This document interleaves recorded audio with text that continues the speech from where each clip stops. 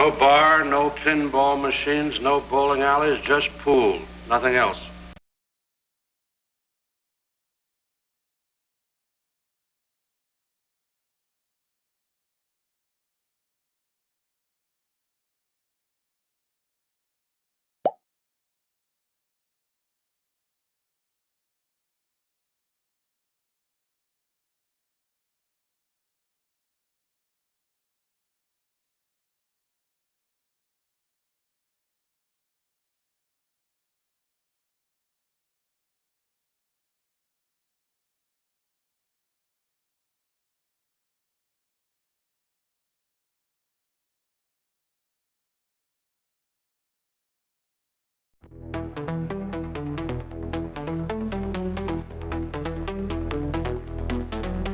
He's a tactical genius, he's the one to see on VP4TV. He's wild and he's free. I'm on top, number you and me. With his cunning moves, he's rocking endlessly.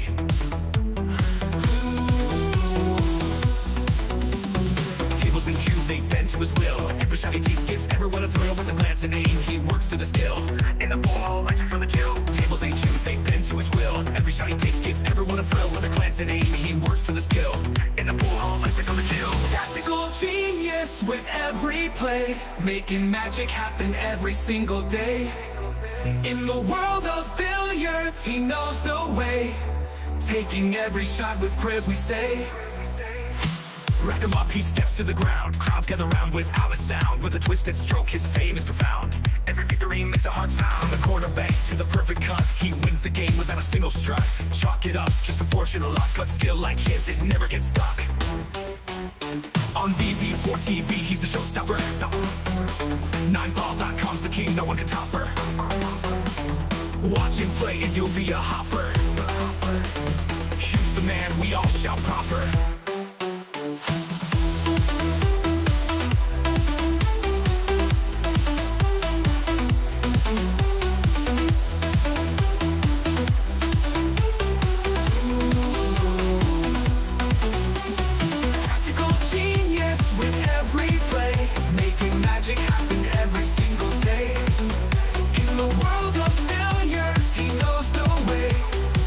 Every shot with prayers we say. Rack him up, he steps to the ground. Crowds gather round without a sound. With a twisted stroke, his fame is profound. Every victory makes our hearts pound. Rack him up, he steps to the ground. Crowds gather round without a sound. With a twisted stroke, his fame is profound. Every victory makes our hearts pound. Rack him up, he steps to the ground. Crowds gather round without a sound. With a twisted stroke, his fame is profound. Every victory makes our hearts pound.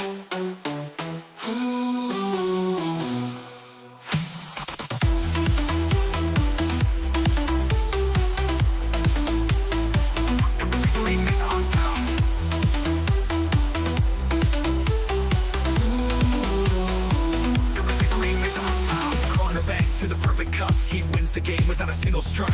Chalk it up, just for fortune or luck. But skill like his, it never gets stuck. On VP4TV, he's the showstopper. 9ball.com's the king, no one can top her. Watch him play and you'll be a hopper. He's the man, we all shout proper.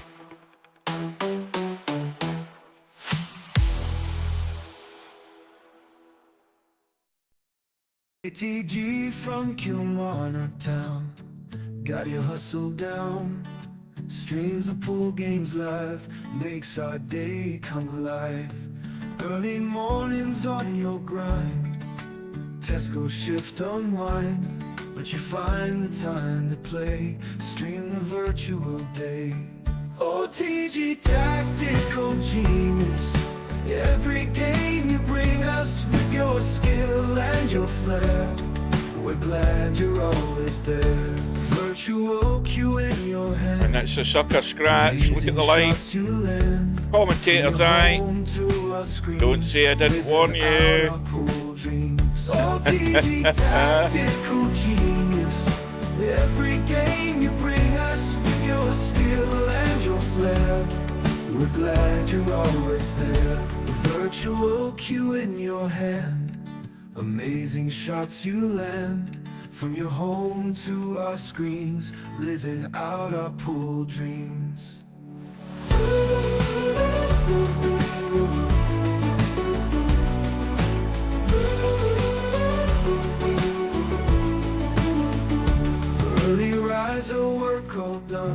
Streams the games just for fun. We'll cheer for you every match. TG, you've got the magic touch. Oh, TG, tactical genius. Every game you bring us with your skill and your flair. We're glad you're always there. For TG, tactical genius. Every game you bring us with your skill and your flair. We're glad you're always there. This for the 101. Absolutely sensational once again. Virtual cue in your hand. Amazing shots you land. From your home to our screens, living out our pool dreams.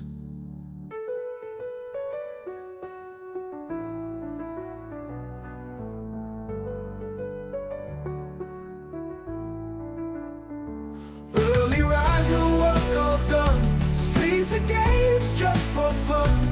We'll cheer for you every match. TG, you've got the magic touch. Oh, TG, tactical genius. Every game you bring us with your skill and your flair. We're glad you're always there. That was fantastic.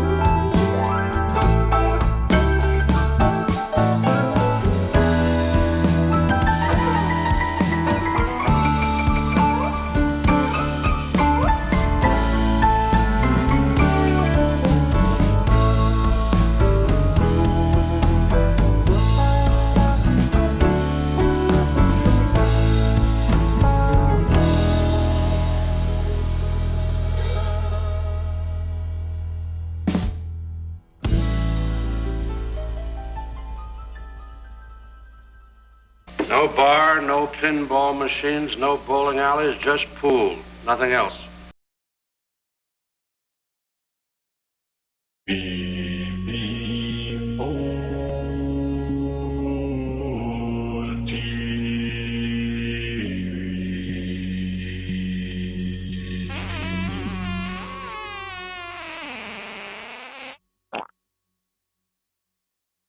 Where's the cue ball going? Oh dear, outside, never mind.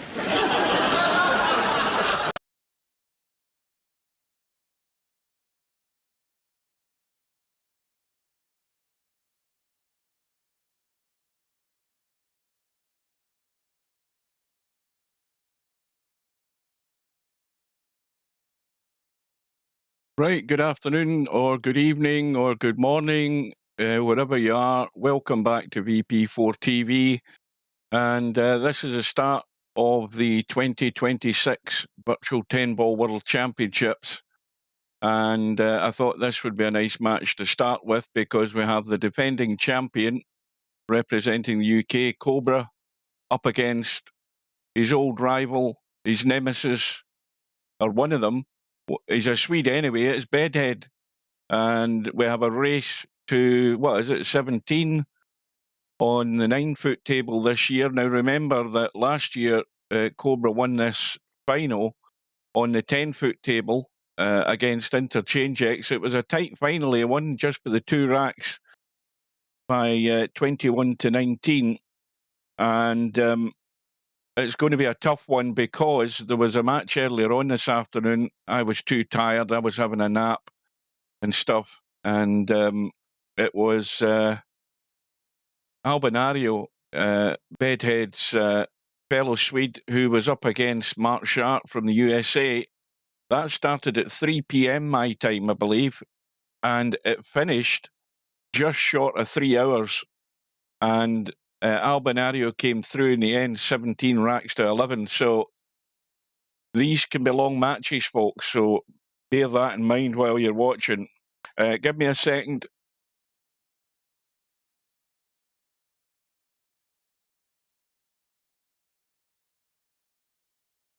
Good afternoon to Steve. Good afternoon, good evening. Right, well, I've got a bug for you.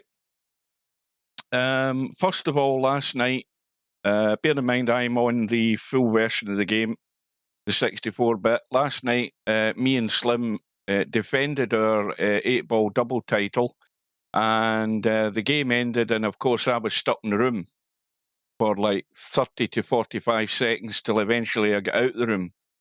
Now, today, in booting up the game, I've been into a room, on my own, just my own room, 3 or 4 times, and in each time, the scenario is I can start a game. I've got it set to 7, no matter what game it is I'm messing about with, and this isn't happening at the end of a rack. This is happening if I just quit the game, if I just quit the room that I'm in. It goes to a complete black screen. If I hit Control-Alt-Delete, I can't even bring that to the front.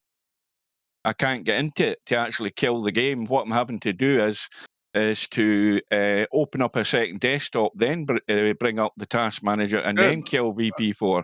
I'm glad you have that bug because right now hopefully we can get it fixed. Yeah, so, well, it happened every time in the 4 times I tested it today. So to cut long story short, what I need you to do. Well, before you do tell me, I've already uninstalled it and I'm back on online only for the purpose of the streaming.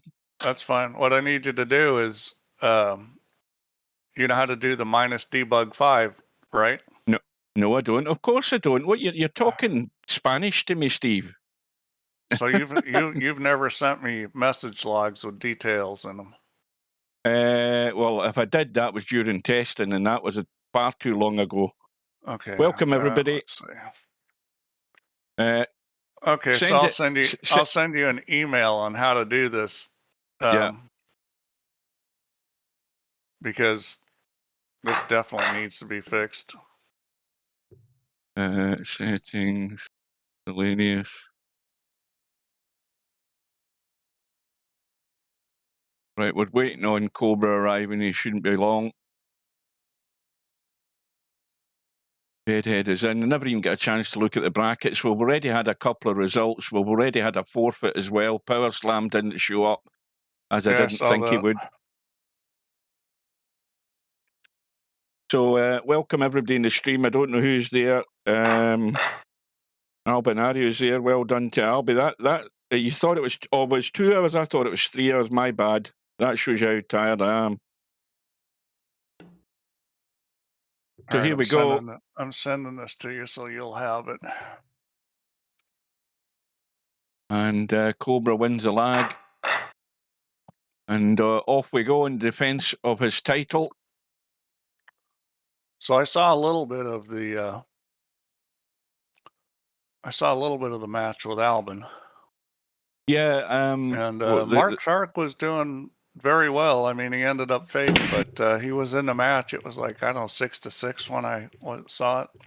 Yeah, that's when I had a look in, and then Albie got 8-6 in front, and I thought that's probably the start of him pulling away, which inevitably in the end he did.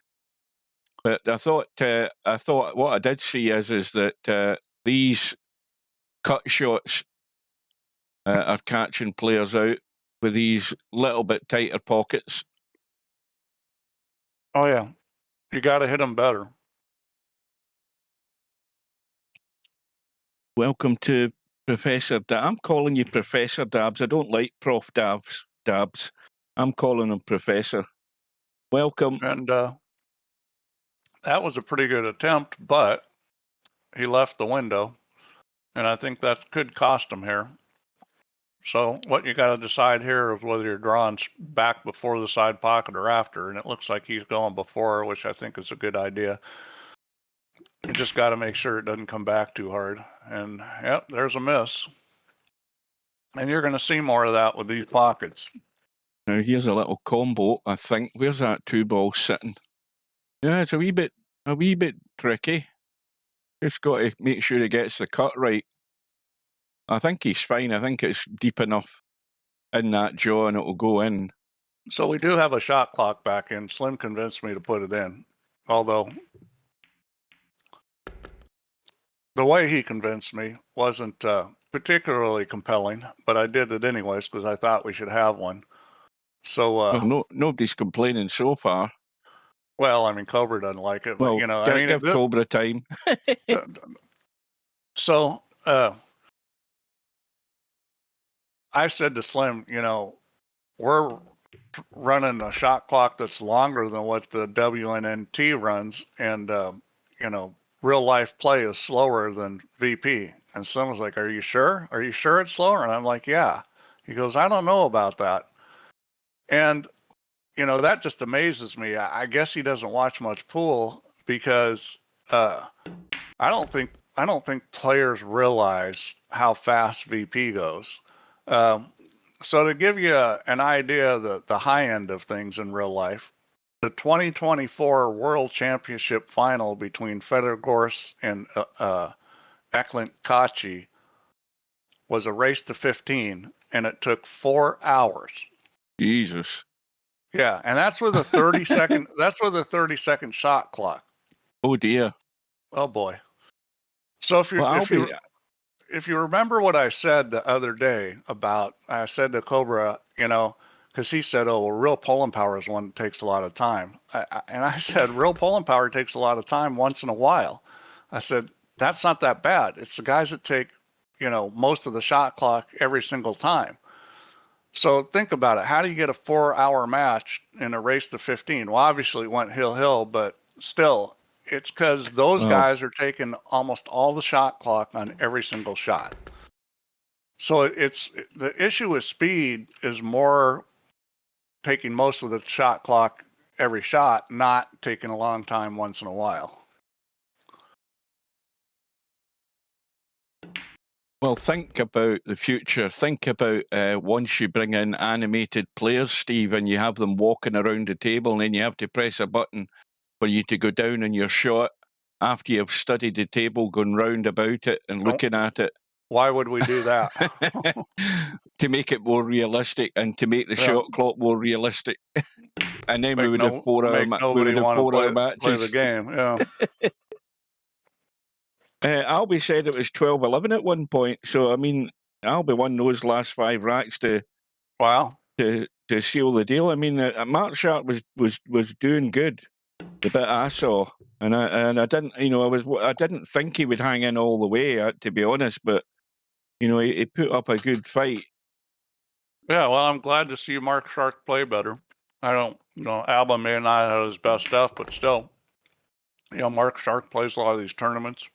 It's good to see him play a nice match. Welcome to Slim. Right, we've done ranting about shot clocks, by the way. We don't want to discuss shot clocks for the rest of this match. No, I don't want to. Because it won't matter anyway. Anyway, first rack to Cobra. Bit of a mistake from Bedhead, not getting the ball to the pocket. I don't know what happened there.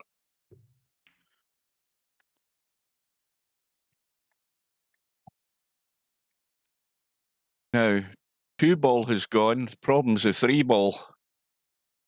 And, well, he'd have to do some gymnastics for the cue ball here, I think. Can he actually thump that in and draw it and spin it back towards this 3? He can. Or he could spin it back across the other side, too. He could just draw this back really hard. He's going to choose yeah, the he soft could play draw. that a lot better than I thought. I thought that cue ball was one to squirt away. And my eyes are so bloody bad. Yeah, he's fine here. Good enough. I mean... Oh, wrong button. Hang on a minute. Hang on. I'm trying to get used to this presentation again. The challenge here is getting on the 6-ball. And, yeah, this is the whole thing right here. You got to get good on the 5. Apologies, folks. I'm trying to remember the buttons again. Ideally, I think you'd like to slide this behind the 10 and get on the 5 with a little angle back. I mean, this is weird. This is a critical shot because you could play the combo. You could play the 6-9 combo. So that's the other thing you could do. There's another bug that's happened right there, Steve. My saved camera thing. This is like shot clock. We're done talking about bugs. Send me your message log. I'm going to have to... My second cameras all went to pot. Look where I'm looking from, a corner pot. Now, once you put in my camera idea, we'll have it like this, where you can hit a button and you'll go to a particular pocket. If you remember my mapping. Aye, well, I'm going to have to fix that. I won't do it now, though. I'll do it some other time. But that's now bugged because I had to uninstall the thing. Well, he ended up getting how you don't want to be. So he's going to try to go around, and he hit this pretty good. We tickle. That'll do it. He came out good. So let me tell you why he ended up so deep in that corner, because he didn't plan to go quite that deep. It's because when you're trying to hit that shot with inside English and go around that corner, the cue ball tends to want to go forward. You have to play a little lower Q-tip on that than you would think. I've been caught out by that before and actually scratched in that pocket. He didn't scratch, he got away with it, got a little rub, and he didn't make that ball. Well. There's a bit of a blind pocket cut. Yeah, that wasn't close. I mean, I'm not even sure with the normal tournament pockets that would have gone in the hole.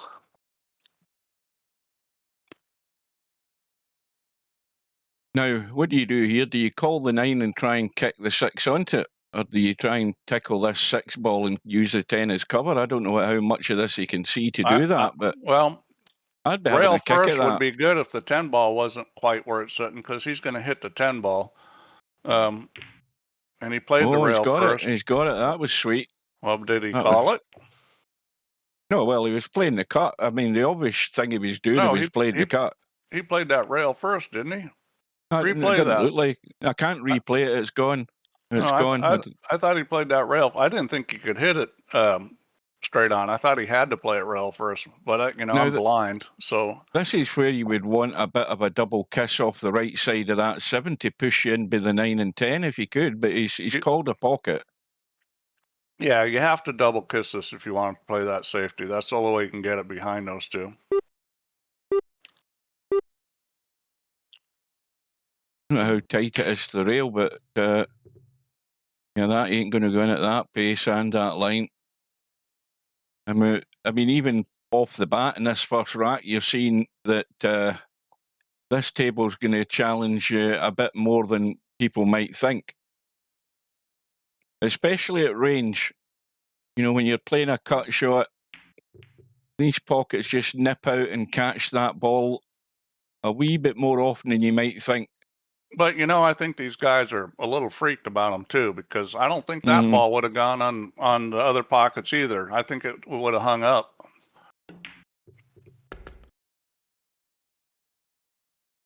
Now, there's plenty of room to get to the 9 ball. Yeah, Not I a don't problem think with you'll have that. any trouble here.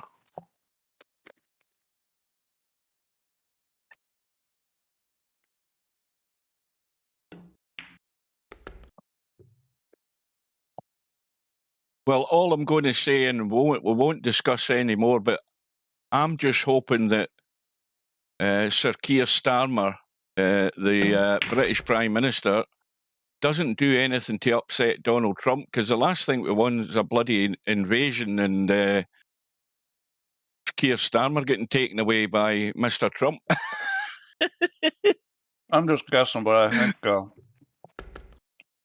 I think England's safe. I don't know about Scotland. Well, we've got nobody of great importance here, apart from myself, worth actually arresting. I'm expecting guys to get these pockets figured out and see some guys play really well on them. I mean, we saw that with the 8-ball World Championship. Now, 9-ball, you're going to shoot a lot more longer shots than you do in 8-ball. So it's a little more challenging with the tighter pockets in 9-ball. It might be a bit more challenging here to get a ball in the break in this game. Or 10-ball as it is. Oh, definitely. When the pockets get smaller, it's harder to make balls on the break.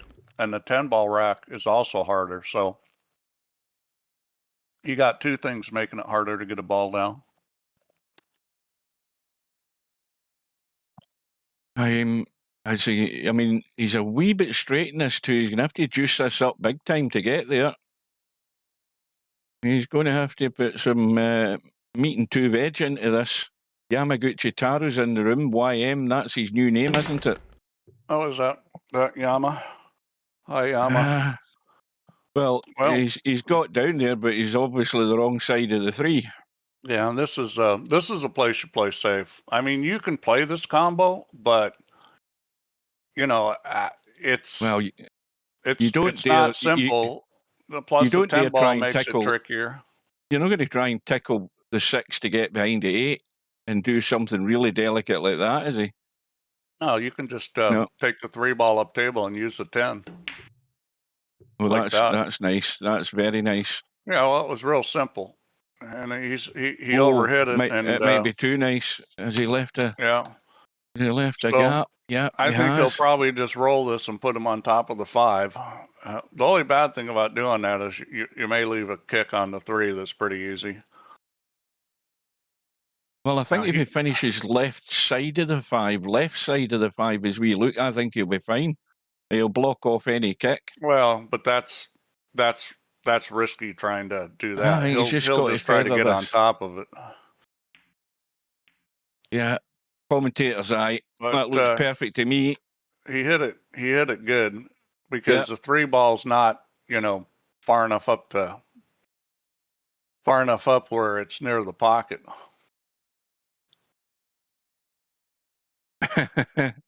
I expect him to hit this. Welcome to Larry. But I also expect. See, this is where you can put inadvertent English on this cue ball when you're trying to jack up and move the tip. Well, I was kind of surprised he went that way. I thought he'd go the other way. He was going to have to spin it, but I thought he'd go the other way. So this is the kind of rack that, should be simple. Yeah, he should be out.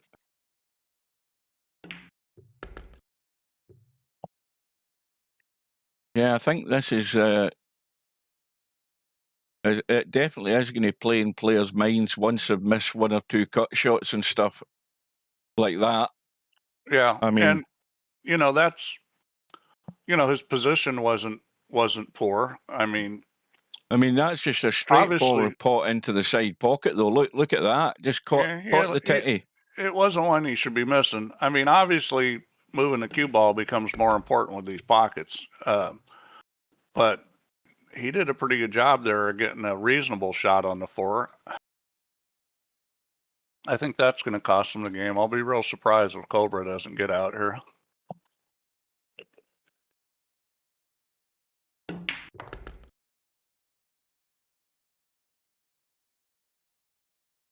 Again, this is where you just put the drag in the cue ball here, and you can use the rail just to control the pace coming down, but he doesn't want it to be stuck to the rail. Problem is, you don't want to angle back at the 9. Like that, or is he? Is he okay? Probably far enough. He can go forward here. Yeah. Now he has to make sure that he's above the 10, or at worst short of the 10, so he can at least see that 8 ball. He can't. Well, the biggest this 10 ball danger, doubles in size. Danger here is scratching in the corner pocket, because that's what you say is don't be short on the 10, and then it's easy to. Yeah, looks like he's playing a big draw here. Yeah, and I don't really like this. It'll work, but I don't like it. Well, that'll work. That'll work. That is very nice using the 9 ball. Did it really well. Now, got to have that angle, a decent cut angle in this 9 to just tweak the cue ball around the corner and don't scratch the side pocket again.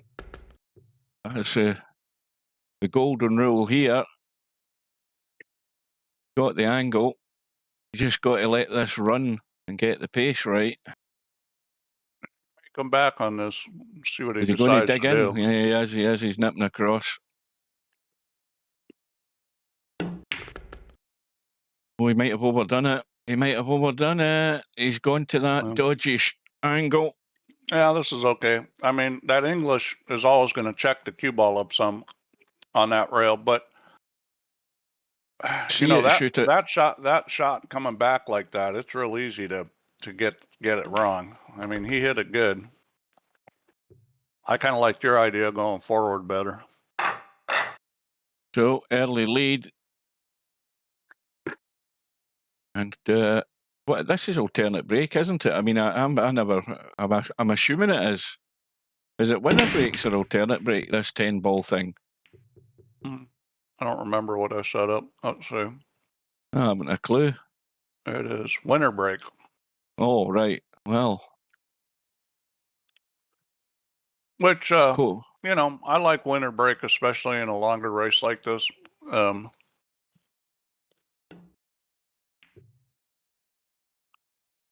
don't think he's got cover, has he? He's got the 7. Yeah. I think it's pretty safe to say nobody's going to run away breaking and running 6 or 8 racks on these pockets. Well, what do you do here, Steve? Do you tie something up? I mean, because I don't think he's going to get to this. I would think about tying something up. He's definitely not getting to this.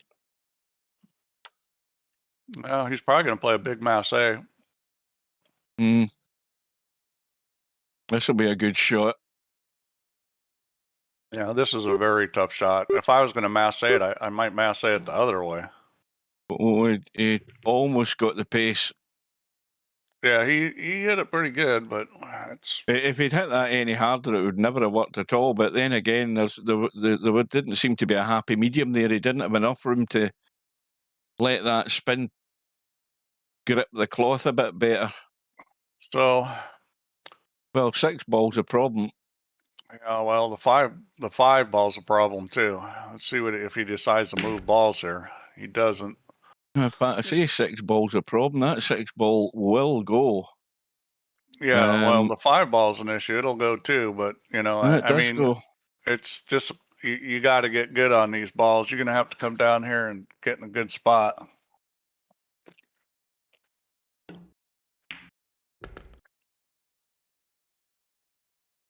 Well, you got loads of room. He just doesn't want to bump the 7, although I don't know that would do him a great deal of harm if he bumped to 7. But there's a big gap to get that cue ball through. I mean, Boy, this is a kind of situation where I'd be thinking of that 6 balls. I think no good. I mean, even if you can make it, you'd have to hit it pretty easy. Well, I think he needs to get off the rail though. Well, I think he could just brush onto this 6 ball. I think he may play the combination here. He could try bumping a 6 ball. I mean, I think it is possible here. It's just a little tricky because you bump it a little too hard and then it bounces back out. Although it may bounce back out or you have a combination. But, Yeah, I was thinking he's going to jack up for this, but he's not. Well, he is now. Right, here we go. Now he's contemplated that. Now he's looking at another option. I think he's looking for a little brush here. This is a very tricky situation. I don't know whether he's actually helped the situation. That's about what I thought it was going to happen. And it came up so short that he doesn't have the combo. It double kissed. I mean, that was just a shitty situation. I thought he would be better off playing the combination because that would have moved the 6. And that's a pretty good play. And one of the reasons it's a good play is the 10 takes away the easy kick. And even if he makes it, how's he going to get the cue ball out of there for the 7? And the scratch is on here too. I mean, that was a really good play Cobra made there. I mean, this is... well, he's got to check this up to straighten the cue ball, is he not? Yeah, I mean, there's a real good chance he scratches, and if he doesn't scratch, he's not going to have a shot on the 7. That's assuming he makes a good hit. No, it's not. Bad. It's coming back. Yeah, that's a tough shot. Cobra's in charge at the moment, and dare we say it, should be opening up that gap.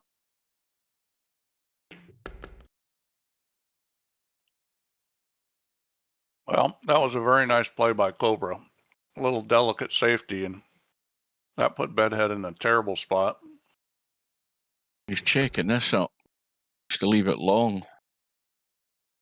A little roll through. Yeah, well, he's real straight, and VP, this is pretty easy. But, leaving yourself long with these pockets, if you get a little funny, it could be trouble.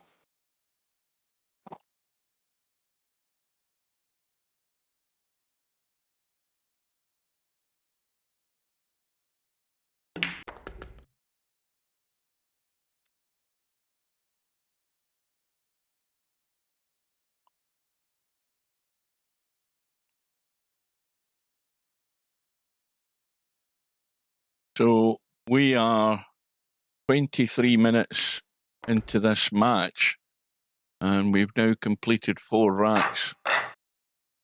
Yeah, well, it will also go a little slower with these tighter pockets.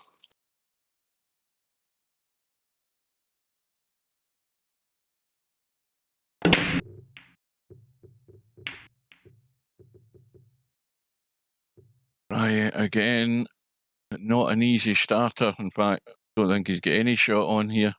Oh, he'll be playing safe there. He's got some good ones. You just take the 1 ball between the 2 and the 10 and roll the cue ball over on the 4.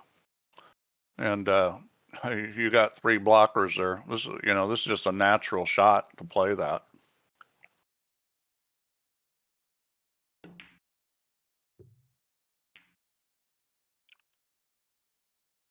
That's pretty good. He's got a kick, but he's going to have to. He's got a 2-rail kick behind the 10. He's looking at it the other way. I think he's just going straight up and down in the gap. He is. And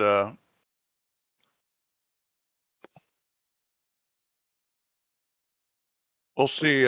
We'll see if he can get safe on this. I didn't get the line at all. He didn't hit it. That's a bad hit.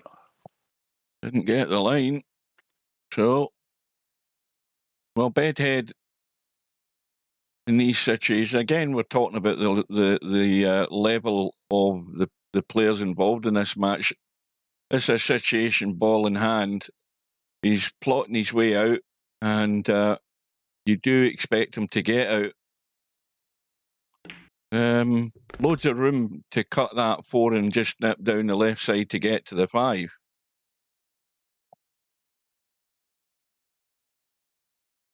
So that's the one bit where he's going to have to do a bit of travelling, but there's not any trafficking way to get there. Thinking ahead, of course.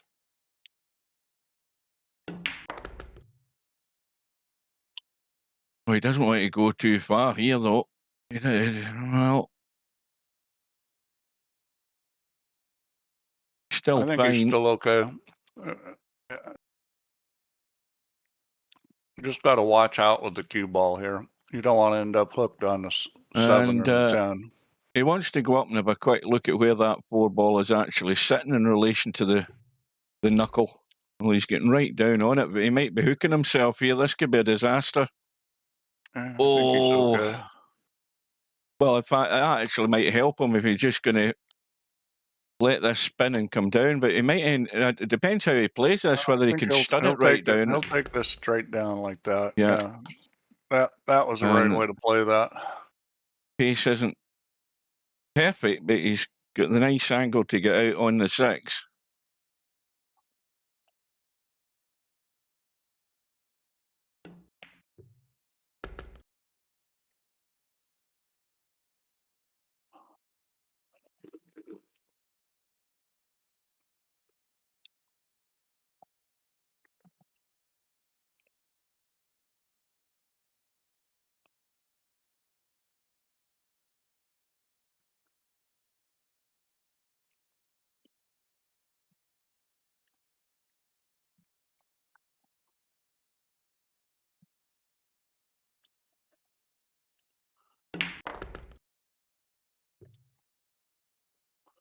Well, this is a critical shot here.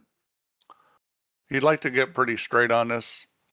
He would like to be able to go forward. I think if he's going forward, he's going to have to really force it. I'm going forward with a wee bit of left so that I'm getting to the rail and it's pushing me across this far side. He's going to have to hit this. Oh dear! Would you believe it? Would you believe that? Well, he's going to get lucky. I think he must have been doing what I was talking about. A bit of left English on it, and he's not. It was a lot of left English, and he needed to hit that. He didn't hit it. He didn't hit it hard enough. Well, I mean, you had to get it. You had to go around the corner. The angle he had. He's got away with it. Yeah, he's gotten pretty lucky here. Cobra's looking at the edge here, which. Well, Cobra will settle for that.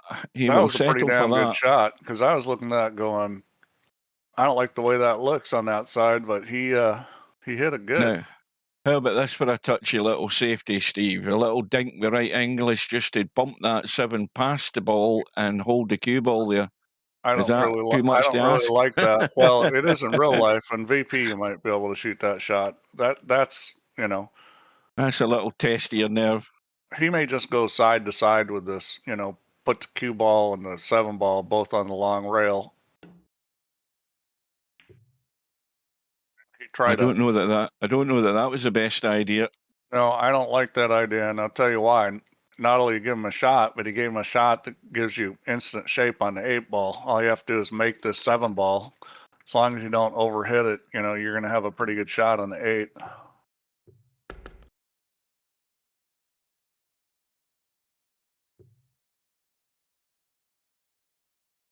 Well, I think he's got to play this and just let this cue ball open out so that he's got a fairly straight 9, unless he's going to try and do any sort of weird dinking. He's just got to let this open out. He'll just roll this and it'll open up and get pretty straight. Needs to get there. Yeah, it's good got enough. The angle. But, I mean...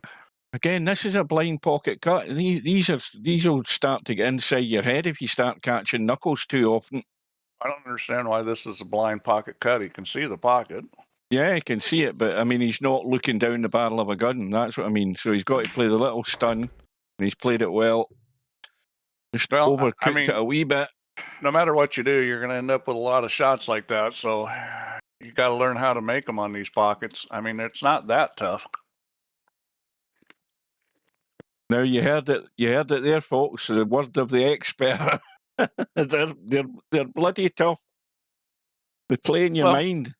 You're going to see some missed balls, but I think guys will get over the tightness and relax and start playing alone. Well, that's going to hurt Bedhead because he should. I mean, that's a big 2-rack swing right there. He should have been 1 behind, and now he finds himself 3 behind. Yeah, well, so far Cobra's definitely played better. And no sooner does Cobra win, but Bedhead's got an open table. Well, this is a little tricky. Under a bit of pressure. You really got to go between the 3 and the 8 here. And there's a wall of balls up there. Running at the 10 ball. Yeah. But you need to go between the 3 and the 8. Hopefully you're going to hit the 10 ball. Hopefully you're going to not hit it where it goes behind other balls. Yeah. I mean, this is tricky. I think he'll be wanting to leave this short. He's maybe leaving it too short, though. Yeah, that's what's happened. Oh, yeah. But see, he was on a good line. As long as you stayed inside of those balls, or hit the 10 ball on that side, you were okay. I mean, the plan was good in trying to judge that pace. I mean, a little sliver past that, he would have at least been able to see the 2. Probably maybe not do a great deal with it. Is it on that rail? Didn't look like it. But a desperate kick early on here for Bedhead. Now he needs a roll of the ball. Well, worse things have happened. That's not that bad, but obviously the combo's on. The combo's on, and the key here is, besides making it, is coming up with a shot on the 2, which I think he can shoot the 2 in the other corner if he hits us the right speed.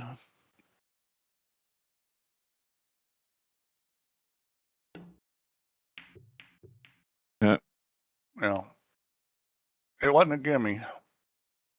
Well, he's got to go for the bank, hasn't he? I mean, it's stared him in the face. Yeah. And, on these kind of pockets, these banks go, you just got to hit them a little better.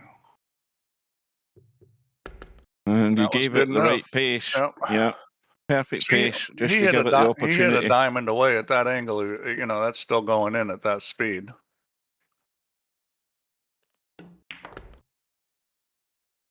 Oh, this is not great. Far from it. He's going to have to juice this up big time to get this drawn to the rail, and then the 9 ball might be in the way unless he can get right back out into the table. That was pretty poor, and this is where these pockets come into play. If you play bad position like this, then all of a sudden, things get tough. Big shot here. Yeah. Now, got the cue ball out. You got to get closer. You got to get closer and at a better angle than that. Well, this is making these guys as bad looking as I am. This safety is take the 4 ball straight up table, go off the long rail, and go to the end rail behind the 5 ball. And this is a very natural shot. Now he's doing something else. He's going to try to use the 5 ball here, and that's a missed call. No, he didn't call a safety there. Now that's where. That's where the mistake was made. He didn't call the safety. Now, what was Bedhead's option? It was Bedhead's option he has to play, or actually, even if you call a safety there, you can't pocket that ball. So this isn't like 8 ball. If you call safety and pocket a ball, that's still a missed call. I was trying to remember these rules. Yeah, it's kind of weird. The bottom line is that it doesn't make sense to even have a safety calling mechanism in 10 ball. I might have taken it out because it doesn't make any sense to do it. I don't know why it was in the rules at one point. The official rules had a called safety, but it didn't make sense. Albinario just said he didn't know it was in tight pockets. That explains why he missed so many.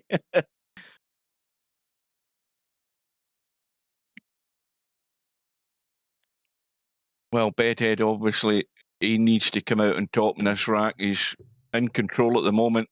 Well, this is kind of a. Well, this is a must. This is a must rack. It seems like a must at this point. I mean, there's plenty of time, but you just don't want to get way down. Well, you don't want to hang on until you're 8-1 down till you start making your move. You'd much rather do it when you're just 4-1 down. He needs to get into this, and he needs to avoid the angle that's going to be interfering with this 7. He needs to get that angle. Yeah, that's perfect. Now, is it a little soft dab, or is he trying to come in the gap with the 10? I'd go in the gap myself and shoot in the same pocket, just a touch inside, and maybe not even need inside. Yeah, that's fine. Well, the pressure's on. Slide behind this, and you gotta spin this a little to get it to come down for the 8 ball. Now, what's he doing? Oh, he's coming across to shoot in the corner. I think I would have much preferred to actually bring it down and just have a drop into the side pocket rather than playing this at distance. Bearing in mind where the 9 ball is, he's going to have to hold this here and play the stun, and that's what you don't want to be doing, slightly offline and rattling in these jaws. Yeah, well, he's not even doing that. He's just letting it run. He kind of cinched the shape what he knew he could get, took the harder shot, which, it's okay. I mean, it's always a trade-off. You got choices a lot of times where, play easier shape, take harder shot, or play harder shape, take easier shot. Well, he could do with a ball and a break and a shot just to get him into a little rhythm. By the way, Slim, thanks for convincing me to put the shot clock back in. I think we needed it. Good evening to Tam. And Bedhead's got his ball in the break, but that 3 ball just killed any ambitions he has of running out here. Well, do you call the crossover bank on the 1 ball? I mean, look at the 2. The 2 is not lined with the 10 perfectly. Yeah, but it's pretty good. You could cut this up the rail, too. He's playing safe, I think. Is he trying to spin down behind the 10 and 2? It looks like it. I think he's going to play safe, which is, never a bad option. Yeah, that's a good shot. Good thinking. Because it puts the pressure on Cobra to hit this, and this hit is not particularly easy. I don't know whether he can he get to this. Let's have a look at what line he can get. Yeah, Alvin just confirms what I thought, that nobody reads my wonderful write-up in these tournament things. Because not only does the tournament setup say tight, but it says that in my write-up. Right, so look at where that 7 ball almost done him there, because Bedhead might have not been able to get to the 1, but he can certainly get to the 1. But this is tricky to judge coming down in this too. It is. You got to get pretty good. You don't have to be perfect, but you got to get pretty good. But I'll tell you something about these kind of shots. You set this, well, he's setting it differently. I would shoot this as a thin cut, and the reason why is speed-wise, it's almost like the ball, the object ball isn't there. It's kind of like you're just lagging the cue ball off the end rail. And he's going to play safe. Trying to nip back behind us 7. I would be shooting here. Now, again, at the risk of stating the obvious and trying to remember the rules, is there a 3 foul thing in this 10 ball? There is? Or there sure is. Oh, yeah. Well, that's probably not a bad idea, but I don't think this is a difficult kick. No. And look at, oh, hang on. Now, he's going to be short side of the 2. This is tricky. But he's nailed to the rail. Yeah, he just make the 1, just roll this. I mean, I would have played the shape on the 210 and end the game right there, because he could have got hooked there. Cobra could have kicked and hooked him, and I mean, he had a good chance to win the game. But his strategy may be to frustrate his opponent. Getting safed all the time can frustrate people. Good evening to Chimpy.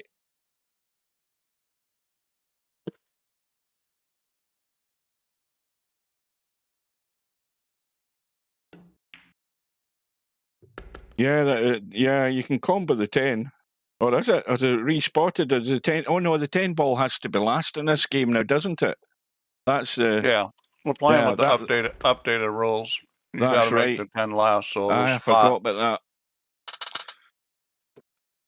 Aye, so that 210 combo wouldn't have been any good. Yeah, I forgot. You're right. That's right. Yeah. I Now forgot the thing about that. is, there's more than us. I don't think I made that an option either. I think I just changed it. It probably should be an option to play it both ways. There's going to be a few people in this tournament who's going to have a situation, and then they're going to scratch their head and say, "This game's bugged." Well, it's actually been like that for a while. Well, yeah, but I will say that. I will say that. You know, there's a lot of ways. I've even played 10-ball tournaments where you don't have to call shot. Well, a 9-ball, just slot them in.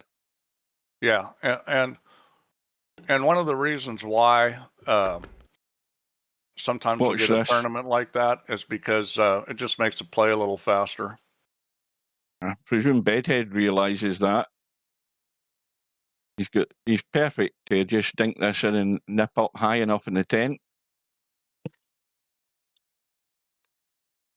He's not asking any questions, so obviously he's now remembered the rules, even if he had forgotten. Yeah, the rules been like that for a while.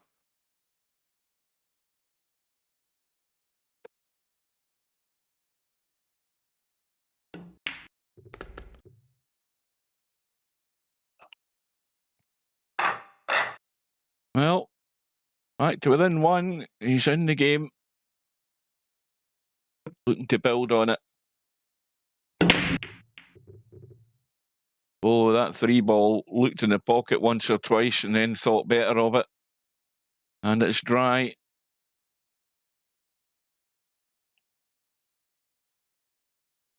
What's Cobra thinking? Is he looking at the combo, or is he trying to just dink the one and leave the cue ball upward? There's your answer. Yeah, that was a nice stop. And I say that because it was simple. It may not be a lock-up safe, but, you know, it was so simple. He's got a chance to kick this in. He looks like he's kicking 2 rails here, which will allow the cue ball to come down the table. It may hit the 6.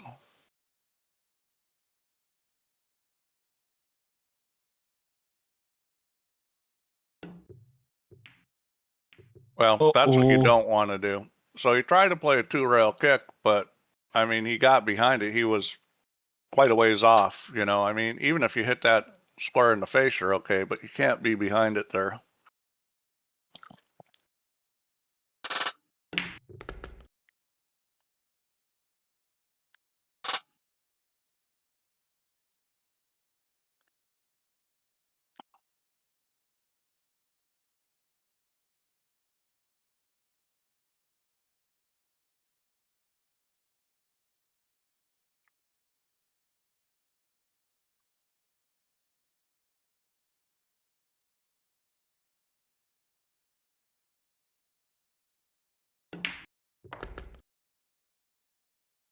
Well,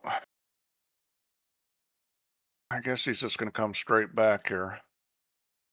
Well, it's going to be the critical shot is from the 5 to the 6, in the sense that he needs to get the right angle off this 6 ball to come up the table for that 7. Actually, I think he's going to have to get in the short side. This is a critical shot here. He needs to hit this with maybe a touch of check right. Just to keep, you don't want to hit the 5 here. You got to get past the 7, but you don't want to hit the 5. And well, that all went pear-shaped. Well, that shot was a little tricky, and that's kind of what happens sometimes when you get tricky shots. Is you're focused so much on the cue ball that you miss the object ball. He's come out smelling the roses, though. Yeah, not really. I mean, this is a pretty easy kick to get safe. You got to Half kick on the ball, short though. side of this. Well, Oh, he that got was it too thin. little too short. Well, he'll But probably still settle for that. I mean, that's still dodgy. yeah, I mean, It looks easier to bank this 4-ball than it does to cut it, in my eyes. these are the kind of opportunities, though, that, you know, good players, you know, perform on. And No, just like Cobra's that, the defending champion. you know, and that's why Cobra's defending champion, because, you know, he gets those kind of shots that a lot of other people are going to struggle with, and he puts it in like it's nothing. I have got to ask the question of Interchange X. Interchange X, you don't remember the fact that you were the losing finalist in this tournament in the 10-footer last year? You don't remember that?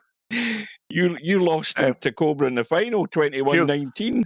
Hugh, it's not polite to remind people of stuff like that. Or maybe Interchange X was just he blanked it out his head.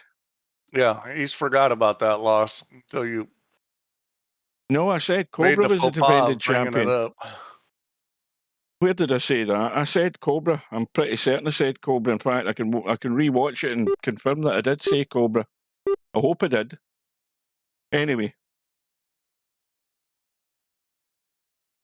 Well, he's wondering what to do here. This is possible. Juicing up those side rail. He decides to bank it. No. Which was actually a pretty good choice. I mean, the cue ball was a lot easier that way. My bad, Interchange X. That's not for this tournament. I forgot to change that because that's for a previous tournament. That was one thing I forgot to edit. Are you ready? Yeah, are you ready for some vampire spin here, Hugh? Because it's going to suck. Uh-oh. Uh-oh. Oh, I think no, yes he is. He's okay. He's got the cut. Yeah, I'll change that after this match, Interchange X. He's going to have to put a lot of left English on this to miss this 9-ball. This is a tricky situation. You got to put left English and go the other side of the 10. He's trying to come back in the gap. There you go. The cut's done them again. I told you the cuts are going to catch these guys out left, right, and centre. I think he hit that on the thin side to make sure he wasn't going to hit the 9. And even this is tricky. I mean, this, all you have to do is the old VP4 escape route. No, he'll go to the side rail. Watch that cue ball. Watch the cue ball. Well, that was coming close. I haven't even checked where John Virgo is. Let's check. Where's the cue ball going? There he is. There he is. Well, this needs to run as well. And he's got there. Well, I think the two of these guys have got iron bladders. I don't think they take a break in these matches. So if they took a break, I can get that edited and fix that. I predict I will. That wiped its feet. Yeah, but that speed and that angle, it's going to go in. These pockets aren't that tight.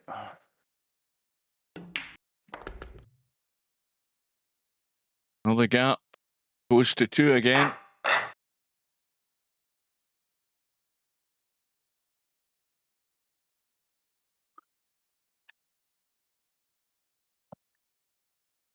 Well, he's breaking straight from the center.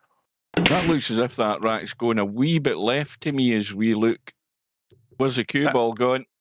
Now, classic 10-ball break, you'd move that cue ball over, 2 or 3 inches from the center.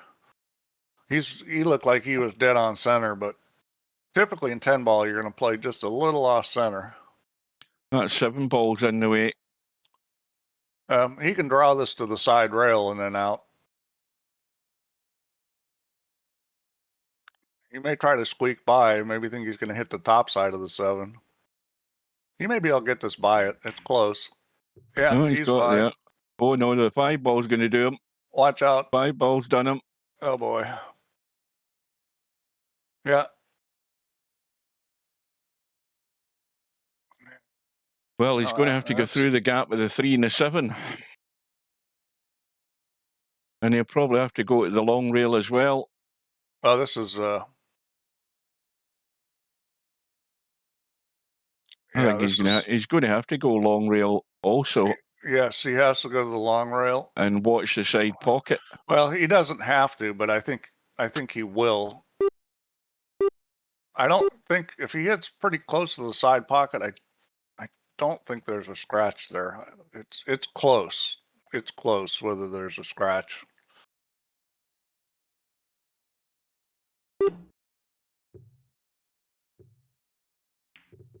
Well, good hit. And well, this could get off the 6. Do you think he has to play it off the 6 because this is far too tight? Yeah, I don't like shooting this. I like playing safe, to be honest with you. I mean, it will go off the 6, but that's a tricky shot. I think it'll go straight in too, but that's very tight.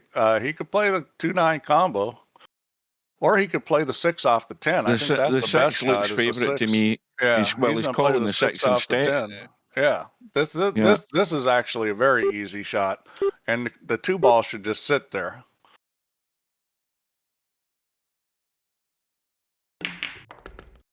In goes the 6, 2 ball up the rail.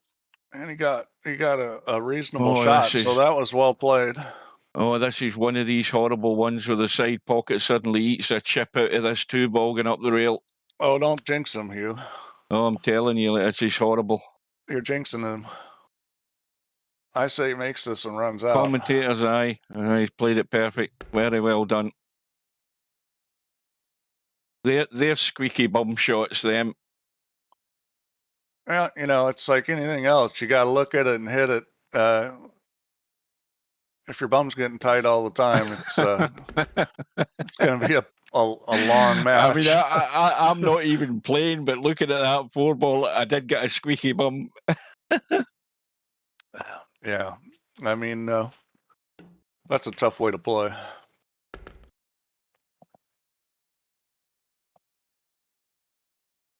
Oh, so let's see. Is he going to dig back? Is he going to go around the corner behind the 8? It was Interchange X that got the buy in the first round, huh? No, just playing it safe. But again, he's got to hit. I mean, this is a bit of straight, this 7 ball. He's okay. Just draw it back a little. You want to draw back to. Oh dear! Look who's arrived, Albertrino, and then he's vacated the building. Well, that's because I already you muted him. No, I kicked Real Pulling Power for 3 days when he came into Albanario's match. Albanario, Mark Shark.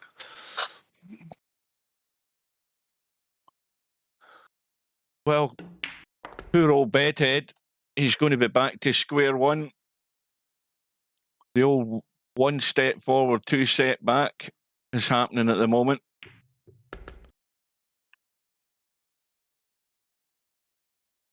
But there is a long way to go. And I think from the evidence we've seen so far, expect all sorts of things happening in some of these matches. Well, Interchange X, that's what I call a buy. I call that a buy too. You played buy. Guy doesn't show up, it is just like a buy. Oh, that Albanario there for the taking. He definitely is. 17-11 it was to Albie. Mark Sharp was actually doing pretty well early on. And as Albie said earlier on there, it actually got to the point where Albie was 12-11 in front, but then Albie won those last 5 racks to complete the deal. Well, you just duck and dive behind the 9 here, don't you? You don't do anything else. Yeah, this is pretty straightforward. I mean, is he going to thin? Is he thinning the 1 to try and go the other side of the 7? It looks like that's what he's doing. And this is okay too. This is actually he'll be tucking the 1 behind the 9. This is actually more guaranteed. Yeah. Yeah, but the problem is, though, it's a big target to hit that 1 ball up and down, isn't it? Although there is a 6 ball in the way of the line. Let's have a quick look. He's gonna be able to hit this. Now, the worst thing about it is that it may go off the 9 ball. I think it goes off the 9. So you really want to hit this kind of on the far side of it because it'll go off the 9. Oh, Well, it wasn't a bad effort. I thought he'd go straight at it. I think coming off the rail make it less likely to make it off the 9 ball. Oh, welcome back to Mooncake. Happy New Year, and a Happy New Year to anybody else who hasn't been around. That was a question I was thinking about the other night there, Steve. I wanted to ask you this, a straightforward question.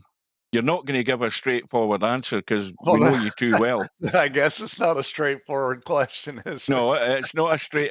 But you're never going to give. You never have given a straightforward answer to these type of questions, right?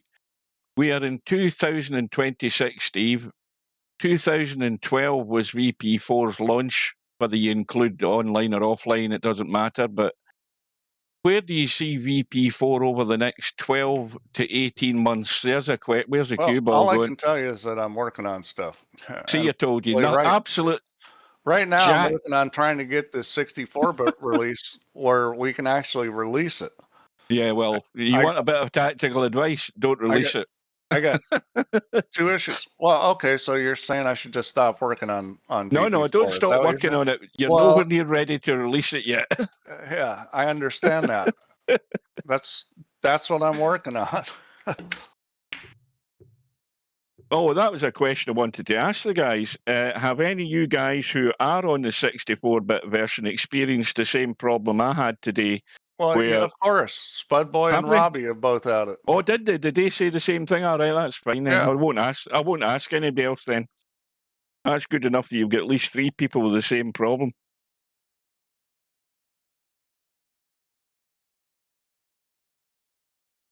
We're getting a wee bit of jiggery pokery going on here in this rack.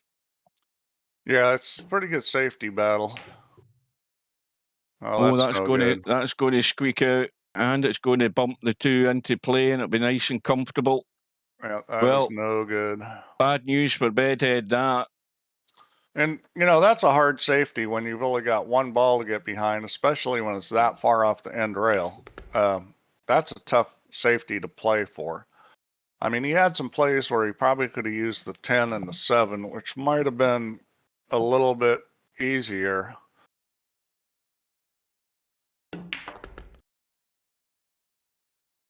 That's the thing about play at this level. You play a bad safety, that's just like missing a ball.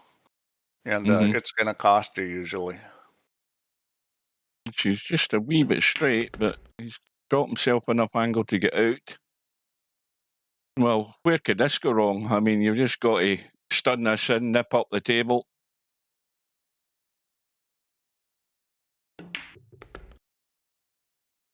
Well, I would have liked to next round. How about that? I would have liked to have nipped up a wee bit better than this. Yeah, this is good. I mean, all you have to do is make the ball. Position's automatic. I put maybe a touch of left English on it. Got there. Yeah. Just draw this back a little. And yeah, I mean, Cobra's going to get out on these kind of racks almost all the time. No, he moves the cue ball well. What was that run that that Cobra got yesterday, Interchange X? Was it a run of 7? What was your problem, Larry? Was your problem with the language? Probably new version, but a clean reinstall fixed it.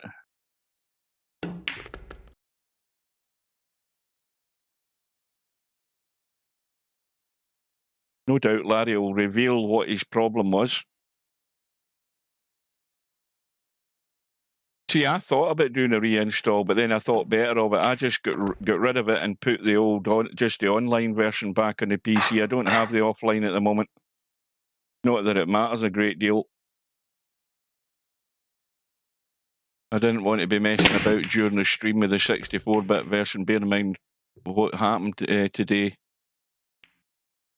But these are little teething problems. I'm sure Steve will iron them out. We've got full confidence in him. Unfortunately, that was one of them. Yeah, I mean, I just rewrote all the language stuff. Plus, it's set up to update them off the server. So when that starts happening, I don't think we'll have any problems. But I got 2 problems outstanding I need to fix. One is the one Hugh's seeing, and the other one is I've got a guy that's having problems starting up and it's crashing, and I have not been able to figure out why. And he's been very helpful. I've been giving him test versions, and he's been sending me debug logs, and I still haven't figured out what it is. But that's what I need, is people that are willing to help with these problems I can't reproduce, because it's very difficult to figure out what's going on when you can't reproduce the issue. Well, here's a question for you, Steve.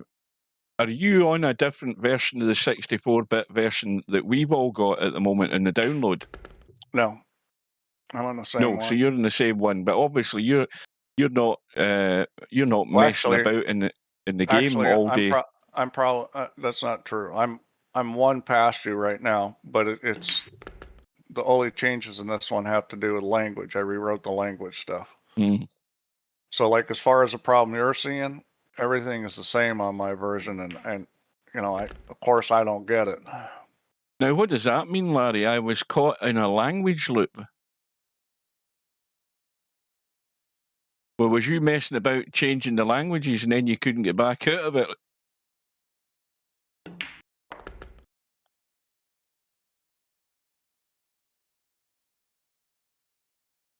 Yeah, I mean, if the language files don't match the version, it's going to be garbage. You might even get a blank screen.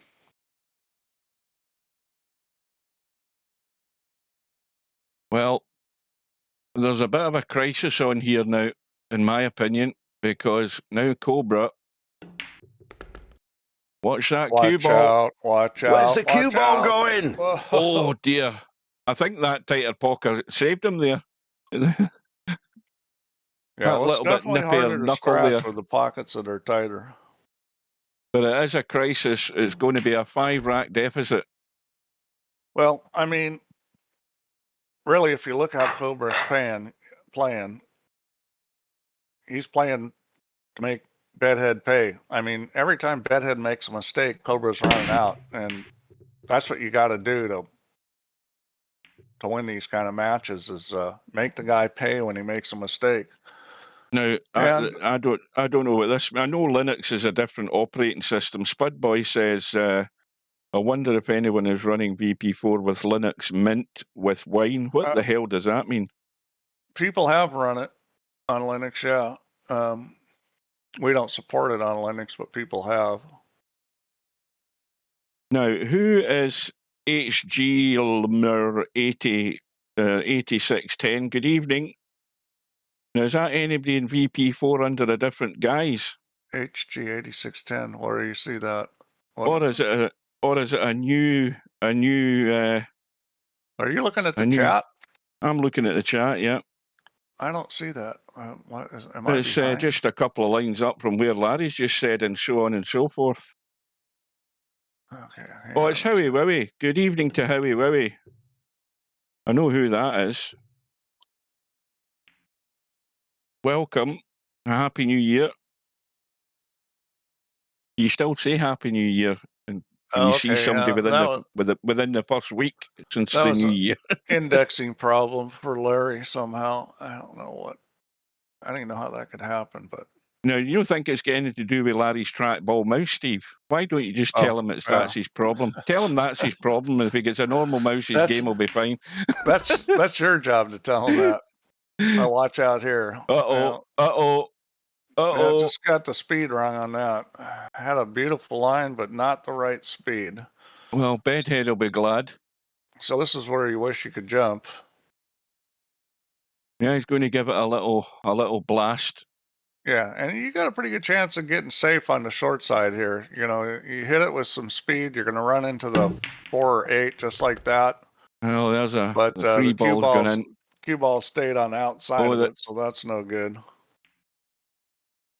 Well, look at where the 2 balls ended up, though. if you're Bedhead, do you shoot this? I say, I don't know. The problem is the safety play here is to make the 2-ball go forward. And I think if you spin it that much, you can't keep them on the 10-ball. This is tricky. Now, hang on. Let's have a look. This is tricky. Oh. Now, why doesn't he put the cue ball right down on the edge of the 2, run the cue ball behind the 5, around the rails, and come down to where the 9-ball is? That's a tactical genius safety shot I'm talking about. But you've got to feather the 2-ball. I think I'd try to just draw back softly and try to slide the cue ball left and get it on top of the 10, because I don't think why is he playing lots of drawing? Yeah, see, he played the shot that I was talking about, but I think he hit it maybe a little too hard. But now, does that 2-ball go in off the 8? It does, I think. Do you play a big risky? No, he's trying to tuck in behind the 6. You'd have to hit it with a lot of speed to make it. I don't. You can't get behind the 6 because it's too tight to the rail. If you're going to shoot at something, I think the carom is better. Play the billiard on the 6. Yeah, like that. Well done. He got a shot. Come up with a shot. Well, he's got a bank, but that's that's it. And I think he might as well shoot this. He could play the 10, but that's a shitty shot. I think he'll play the bank. Well, do you not just? He's definitely playing it, but there's not a whole lot of safety here, so you might as well shoot it. Well, can you not held it jacked up and held behind the 10? Just bank the 2-ball and play the safety behind the 10 like that. Well, that's what he did. That's what he did. Okay, I didn't see that. Didn't think of it, but yeah, played it well. Played it really well.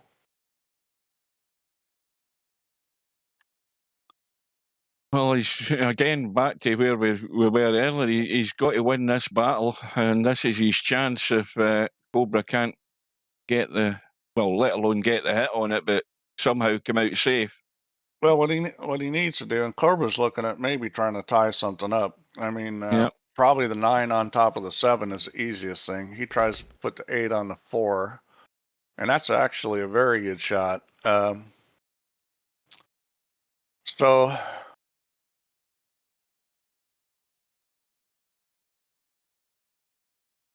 You got to figure he's just going to play safe on this 2-ball. I don't think there's any profit in trying anything but a safety here on this 2-ball. He's looking like he's going to try to run into these balls down here, and this is real hit and miss. I'm not sure about this shot. Because I think the 10-ball's in the way unless he's planning to. I mean, I mean this shot's just the problem is it's going to double kiss on those balls, and who knows what's going to happen. He'll have to get lucky here to come up with a shot on the 4. Oh, look at that! Like that. Hit it perfect. Well, he avoided the double kiss. He got far enough outside on the 8 where it didn't double kiss. Well, sometimes you just need that little roll of the ball. Now, can he capitalize on it? Well, we'll give him credit and say he was playing it that way. How about that?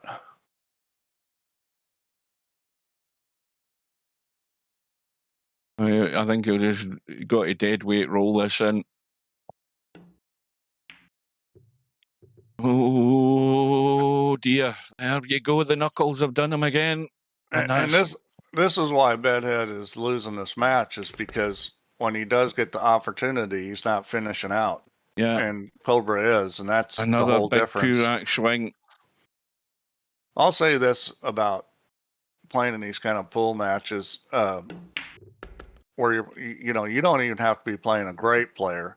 If you're playing somebody that plays well and you leave them like 5 or 6 balls in an open table, they're going to run out most of the time. So if you keep doing what Bedhead's doing and missing a ball like that, you're going to get slaughtered. Now, does anybody think that Bedhead thinks that he's playing badly and missing pots, and he doesn't realise it's now tight pockets rather than narrow?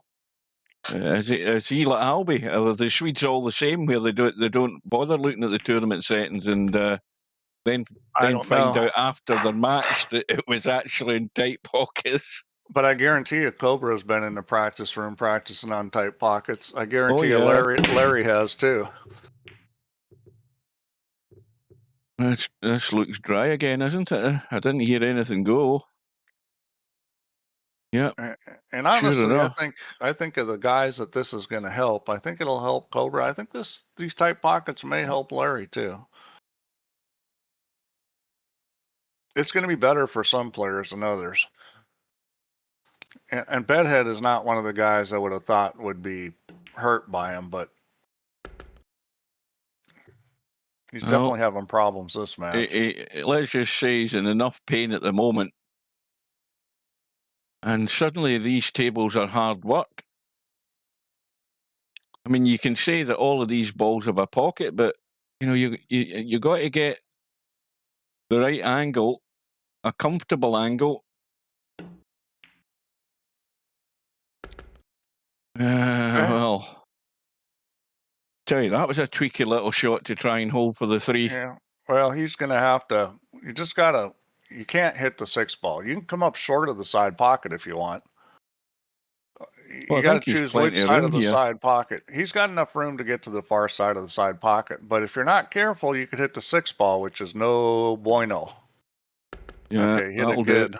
Yeah. Now, how's this 5 ball sitting? 5 ball is fine. Yeah, 5 ball you can play in the side pocket, and I think he probably will. I think he'll go forward with right English and come around and then shoot the 5 in the side. There's no reason to try to get and shoot the 5 in the same corner. You can get on the 5, and yeah, that's exactly what he's doing. He's going to come around. Go ball. That's okay. He needed to come out at least that far. This little dink, he'll be a perfect angle on the 6 to come out and back. Yeah, he's a little shallow, but he's fine. Well, these are still tricky. You've still got to judge this pace. Yeah, the thing is, you get into it too much, you go too square, or you end up going a bit short like this. Yeah, this is fine. I still think you'd much rather be looking down the barrel rather than having to play these titchy cuts. Yeah, the thing is if you're gonna win tournaments like that, you got to make those kind of cuts because that's not a particularly hard shot. Now, for somebody like me playing VP, it would be, those kind of shots I'd probably struggle with a lot. But for these better players, I don't think they will. Well, you guys are talking about the colour of the cloth. I mean, how many times do I make mistake thinking on this blue cloth, I make the mistake of looking at the 4 ball up table and calling it the 8 ball. I mean, I've done that 100 times. I mean, probably tan or purple is actually a better colour for contrast with all of these balls. But then again, most of you would say, well, we don't like the tan colour and we don't like the purple colour. Well, I like the gray. Well, I don't know that we got the right gray. I need to put more colors in. Hang on a minute. That's not it. I think that's dry again. I didn't hear anything go in. Well, let's try this for a little while and see what everybody thinks. We don't have the light gray. We got dark gray, which is a cool color, but if you do dark gray hue, you'll see all the balls real easily. Oh, that dirty slate color. No, Now, it's the WNT's using light gray, and I like that color. I don't have it in there right now. Well, you can't make the mistake and say that is the 8 ball now. You can see that's the 4 ball at the bottom of the table, the 8 ball sitting in the spot. Or what looks like, in fact, it's the head string, isn't it? Aye, that's where it's sitting. Yeah, the balls stand out real good on this color. Uh-oh. Oh, he barely got the rail. Ooh. Wow. That was... So that's a pretty darn good shot there. This is where you try to lock something up. And maybe just push the 10 ball onto the 1, although you're asking for getting safed again, but See that what you call dark grey, I call it mud. If you make that more like the grey that they've got in the real tables, that's certainly a better contrast as well. You don't ever listen to me, did you? No, I didn't listen to I you. just No, got, I most just got of the time, done saying we should add the light gray like they use in Yeah, well, WNT. yeah, do that then. Well, that's what you didn't want to do. What you didn't want to do is bring the one ball out like that. Now he's potentially looking at trying to lock him up again. I don't know if he's going to try to run out or not. It looks like he's going to try to run out. There's no Well, I mean, first of all, where the 9-ball's sitting, I think he should be ducking and diving here. He could roll this one ball and put the cue ball right on the 10, in between the 10 and the 9. He could do that right here, and I think that'd be a pretty good play at this point. Well, doesn't look like it though. The only thing is, you're going to play for a 3 foul. You need to get the 1 in a spot where it's easy to get a lockup for the 3rd foul, and just rolling the 1 out doesn't do that. Well, I mean, you've got to be really. I don't think this 9-ball goes. I can't see that you can. Yeah, I think you're pushing it. Yeah, I think you're pushing it to the short rail. I think the 9-ball goes. Well, even blind me thinks it goes, and I'm usually the one that says it doesn't go when it does. Don't like that. There's the first complaint. Who was that? Who's that? Spud Boy, is it? Makes the balls look glowy. Well, you're not better with shiny balls than dull balls. Are you talking about? Well, I bet you that would look 10 times worse in the snooker room. I bet you it would look 10 times worse with a crown of lights on the top of each ball. Yeah, because of that wooden chandelier. It would definitely be better to put in a light gray. Right. Well, in that case, then now that Spud Boy doesn't like the dark grey, then let's try another experiment. Did we do? No, we haven't. We haven't done tan. Oh, no, we'll do a nice red. Color. Tan is a nice color. Oh no, I don't like that at all. Red's terrible. You don't want to use don't red. Like that. So that red's too bright. Yeah, tan's good. Well, that tan's good, but this table position isn't. Well, I mean, Bedhead's doing good on the safeties. He's just doing bad on the runouts. When he gets to the table, he's got to figure out a chance. There you go. Called it, and in it goes. That's a nice shot, and that's going to hurt even more. You got to figure that for a good player kicking at that, he's probably going to make it no worse than 1 out of 4. I mean, it was pretty much a straight-in kick. Right. We've created a dilemma here. Now Mooncake says, please put the grey. Spud Boy doesn't like the grey. And Mooncake doesn't like the tan. Oh dear, we're going to have a mediator here. This is like the discussion I had with Slim about the shot clock, was that you can't make everybody happy because they all want something different. It's like, listen to the players, okay, which ones? This 9-ball goes. So he's going to chip the 10, I think. Now you got my dilemma, Hugh. Now from this angle, I think it does go. I think he's right on the money with this cue ball. Oh yeah, it goes. Oh, was that a foul? Was it? No, I don't think so. Was it commentator's eye? Yeah. No, it was. He got it. No, it was. He actually landed right on the money. You're more blind than I am, Hugh. Blue was fine, says Spud Boy. This tan colour hurts my eyes, sends Mooncake. It's a little bit bright, the tan kind of. Right, well, watch the break and then... if it was less saturated, it'd probably be good. Right, well, what we're going to do is we're going to go to the...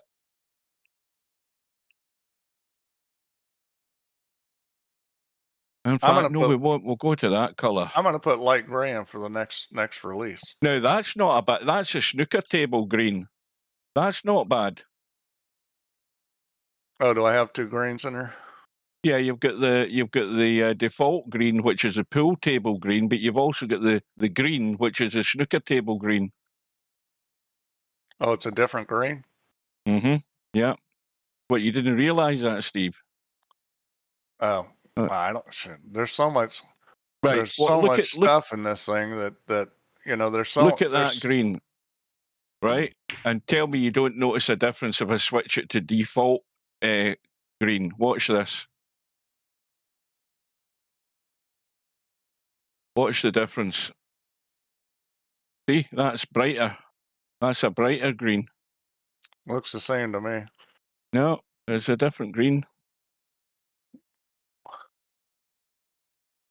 Anyway, we're going to stick with this for a little while till somebody else gets annoyed. Oh God, somebody's always going to be annoyed. So it's the way of things. There's no happy medium. In fact, you know what you did wrong, Steve? I'll tell you what you did wrong with VP4. What you want to have is you want to have the three colour sliders like a lot of games have, where you just choose the bloody colour yourself and save it. There you go. There's a thing to put in, a slider for colour so you can have multiple colours. I'll probably do something like that, but I doubt I'll do it in the short term. No, you'll put my cameras in before you do that. That's got to be further up the queue than making slidey colours for people for the cloth colour. My camera thing needs to go in first. Well, the thing is it's I can put in more colors with the current interface without having to change anything. Now Chimpy's arguing with me saying it's the same colour. I'm convinced it's different. Of course you are.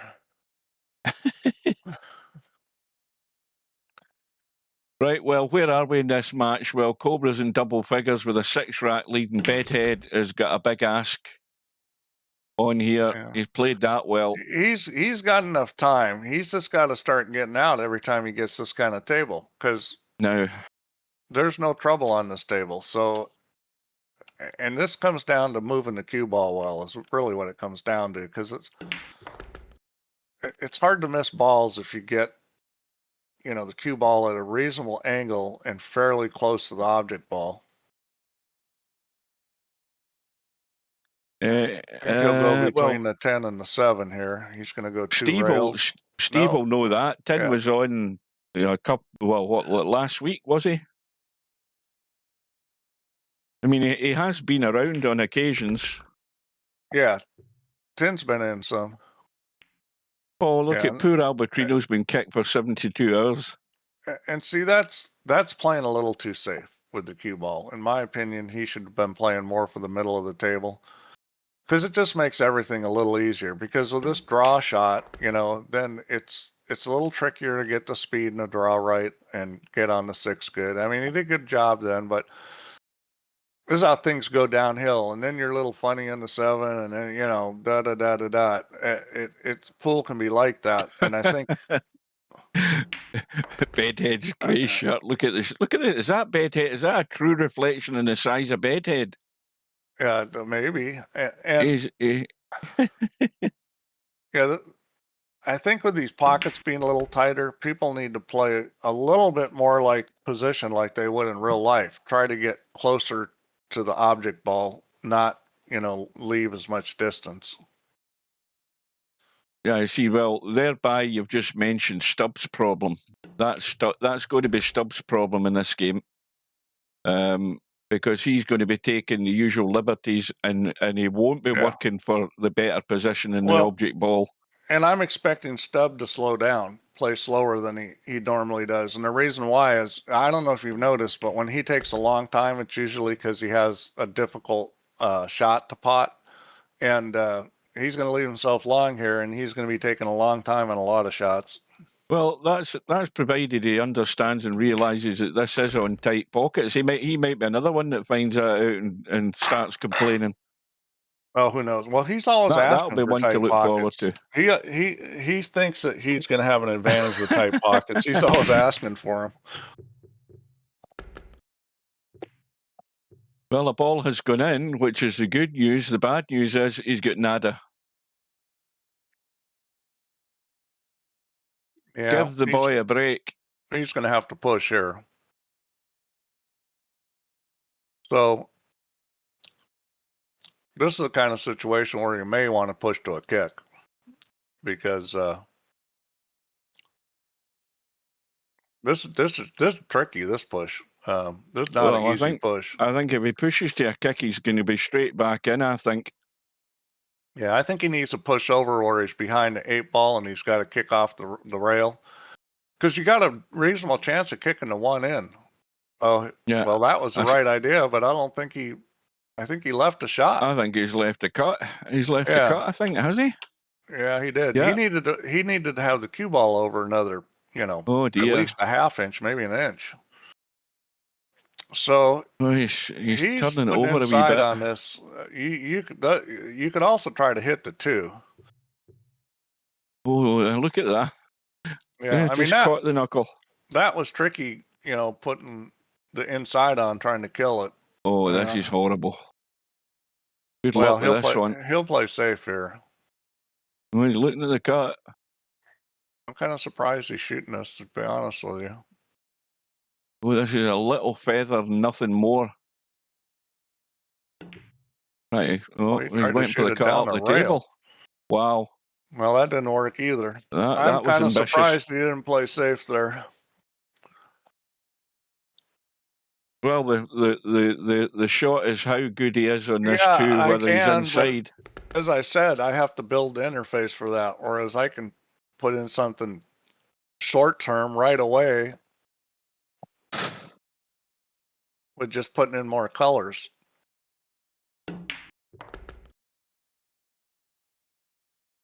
Yeah, that's just the same thing I was talking about, more or less, isn't it?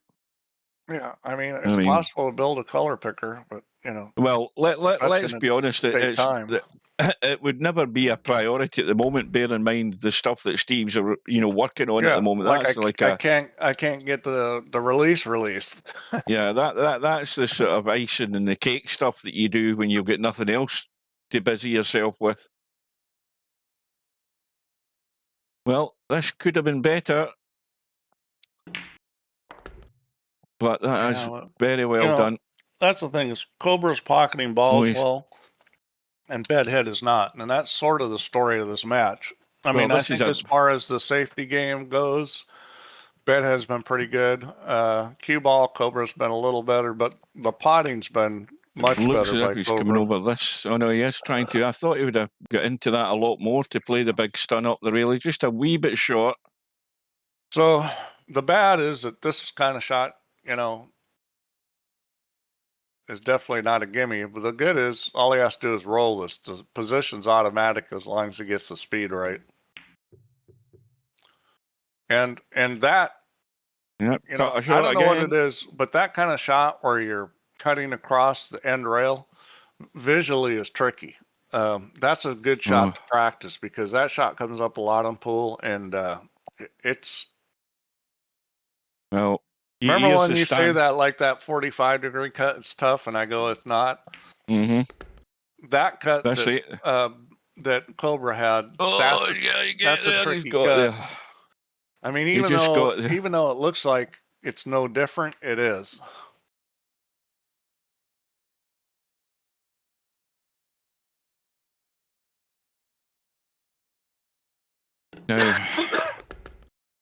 Needs to keep running. Needs to keep going. That'll do nicely. And he'll be back to within 4. Yep, it's as so there is still hope if you're Bedhead. I mean, the thing is, he really does need a ball and a shot just to get him into a little bit of rhythm, and that ain't happening for either of these guys. This is why 10 ball is such a different game from 9 ball. A completely different setup. Cue ball thought about it. I don't think anything else has, though. But no shot in the 1 this time for Cobra. But you see what happened in that last rack. It's what's been happening in the Bedhead. Here's a shot, Cobra Steve. was the one that didn't get out. Here's a commentator's eye shot here. You hit the rail, hit the back of the one, a nice way, and dink down the back there, just like that. That's beautiful. That was straight out of the Tactical Genius manual, that shot. That was well played. Very well done. Not a hard kick, but maybe a hard kick to get safe on. So the way you want to shoot this kick is inside he- and draw. Yeah, And he's you want to looking try at to the get the corner ball to pocket. stick back on the 6-5. Yeah, you Yeah, call the corner, but you're trying to stick him on the 6-5 here. Mm-hmm. Yeah, putting bottom on it. This is a tricky shot, especially because it's frozen to the 6. You know, he caught the back end of the 1, and he's left a shot.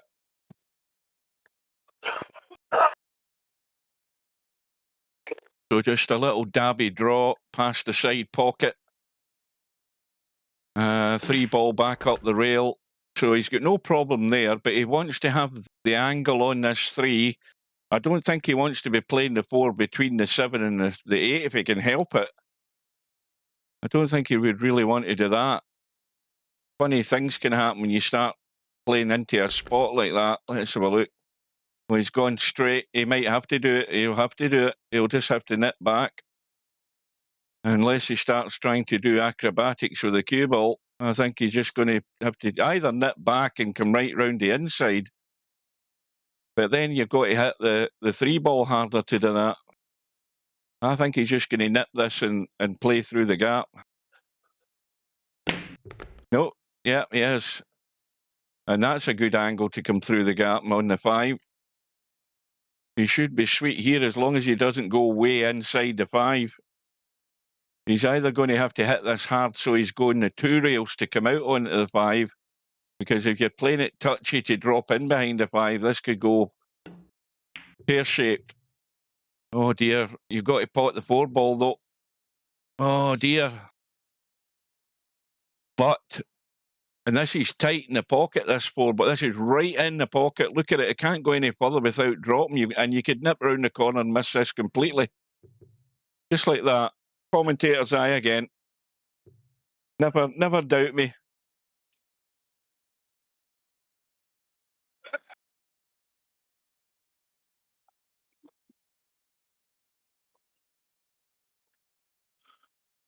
All right, what I miss? Well, you miss me getting it right again, Steve. I mean, how often do I get it wrong? seems like never. I said that Cobra would nip round the corner, not hit the 4 ball, and that's what happened. It was way inside the pocket. It was another millimetre, and that 4 ball was going in. Yeah, and that was Cobra nice went round the corner. That was a nice shot right there. Hey, not Cobra, Bedhead, was it? It was Bedhead, my bad. And this is not good for Bedhead because Cobra's probably going to run out. So he may play this in the corner. If he's going to play it in the side, he's got to get a little bit of English on this and get past the 8.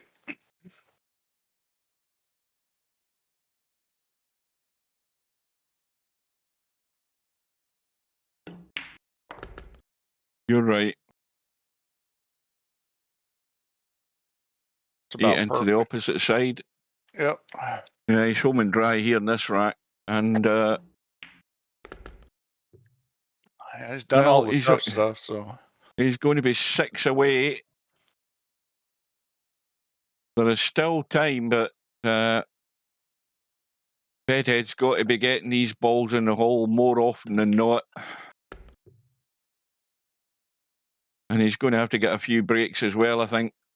Yeah, at this point, if Cobra keeps playing the way he's been playing, it's going to be very difficult for Bedhead to come back and win. I mean, Bedhead's going to have to play good and maybe get a little help, maybe get a little luck.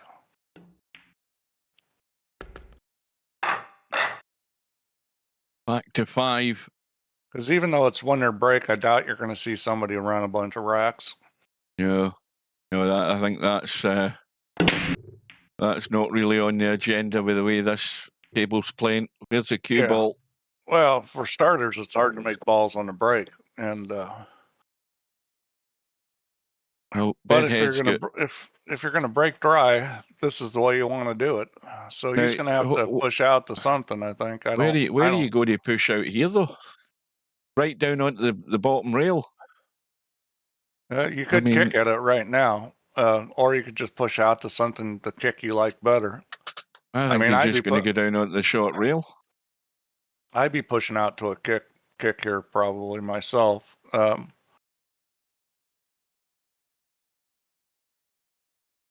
He's looking at pushing down by this corner, which if you weren't going to push to a kick, that's a pretty good place to push, because if you get him down on the end rail, it can be tough to bring the cue ball back where you could use the 5 or 10. Well, he's scratching his head here, wondering what to do, but I can see that that's the one option where I don't like that push, and the reason I don't like that push is there's too many safety options there. Plus, you can shoot if you want. I think Cobra might. Is he going to try and play this? Can he get enough of the? What's he doing? He's taking the one ball quite thick, or is he cutting it? Yeah, he's cutting it, and it's in off the 7. Yeah, that was just too easy. You were right. I mean, it was. Why he didn't play it to the far corner pocket, I don't know. Yeah, the far corner. You know, obviously yes, he can do a lot with the one ball, but it was hard to play a great safety from there. Well, the worst thing you can do in a push-out shot is you know, call the guy's bluff and say and leave it where he's actually got a shot. Yeah, and this is going to hurt even more. Shot. I don't know whether he can play. Can he play this to bump the 9? Make sure he's going to bump the 9, or are you going to try and play this dinky stuff? I think he'll probably bump the 9. But you know, if you get in that situation, you're not sure what to do with a push out, where oh boy, he didn't make the ball. His eyes were on the 9 ball there. That's where he was thinking, and he's missed the pot. So if you get in that situation where you're not sure what to do in a push out, what you should look to do is push to a kick. He had a kick there, but it was kind of a tricky one, so push to an easier kick.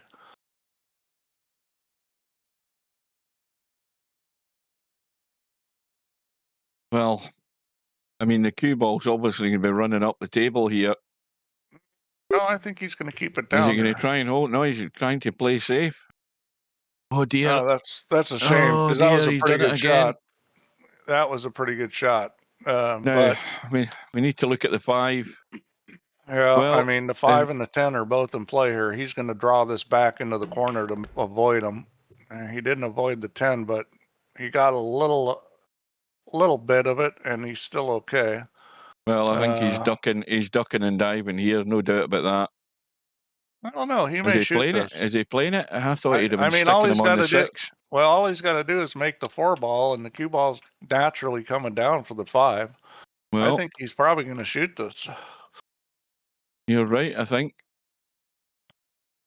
This is too scary for me. Well, you know, I mean, when you get situations where the position's natural and you don't have to do anything, then it makes a shot easier. Now, this is obviously not an easy table, because the 6 is at one end and the 7's back down here. He's got a funny angle on the 5. I'm assuming he can stun this in hard and miss the 10 and come down the short side of this 6. But he'd have to hit this thing so hard. He may try to draw this out of there, but that's no good either. I don't know what he's going to do. This is.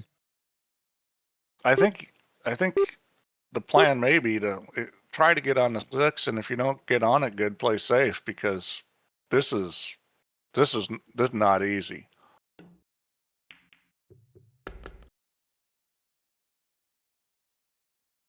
Well, he may have been trying to play safe on the 5 there, and it went in the hole, because this is not where you want to be to play safe on the 6. I think he'll shoot the combination from here. This is not an easy safety.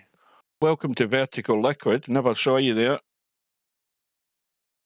Well, that's why Cobra wins a lot of these. Yeah, he puts in the time. He is calling the safety here. Let's see what he's doing. That's not a very good safety. So, I mean, for every pool player in the world that's good, you're going to be locked on this 8 ball. I mean, and I think this shot's a little harder in VP4, but I'm sure that's what Bedhead's going to shoot. Try to put him on the 8. Oh, he's not getting there, is he? Oh, yes. Or is he coming out the other side? Yes, he is. Oh, no, he isn't. He's fine. Is trying to jump Interchange this. X still watching this? Are you still there? Because I was in the process of bigging up Cobra from yesterday's 3-cushion that I went in and watched. Now, the reason why he didn't get him is because you need to play that shot off the second rail into the 8. And Cobra's That's not trying going to to hook get him there. there, and he's not going to get it. Right, I don't think Interchange X is there, but I went into the room yesterday when he and Cobra were playing 3-cush. He's going to go into the 10 and the 7 here.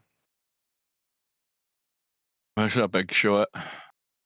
Well, this is pretty automatic. Make the 6, hit it with enough speed, you'll get into the 10-7. Yep. And 7 is gone. Don't get unlucky. Bumping the 9, perfect in the 8. That would have been. You go. That would have been a real downer if he locked himself on that 9 after making a pretty good good shot there. Right, I'm going to eventually finish this. Right, anyway, back to what I was talking about with this 3-cushion yesterday. Cobra was playing Interchange X at 3-cushion. I missed the first rack that they played. Cobra, I think from what I gather, he won it. They were playing a race to 10 in each rack. And to cut a long story short, it ended up 1 each. And then they decided to play a decider. And Cobra, if I am correct in thinking, and only Interchange X can confirm this, Cobra straight off the bat ran a 7 in 3-cushion in that final rack decider, and he won it 10-0 eventually. So that's the highest run I've seen in 3-cushion in VP4, which I think is excellent.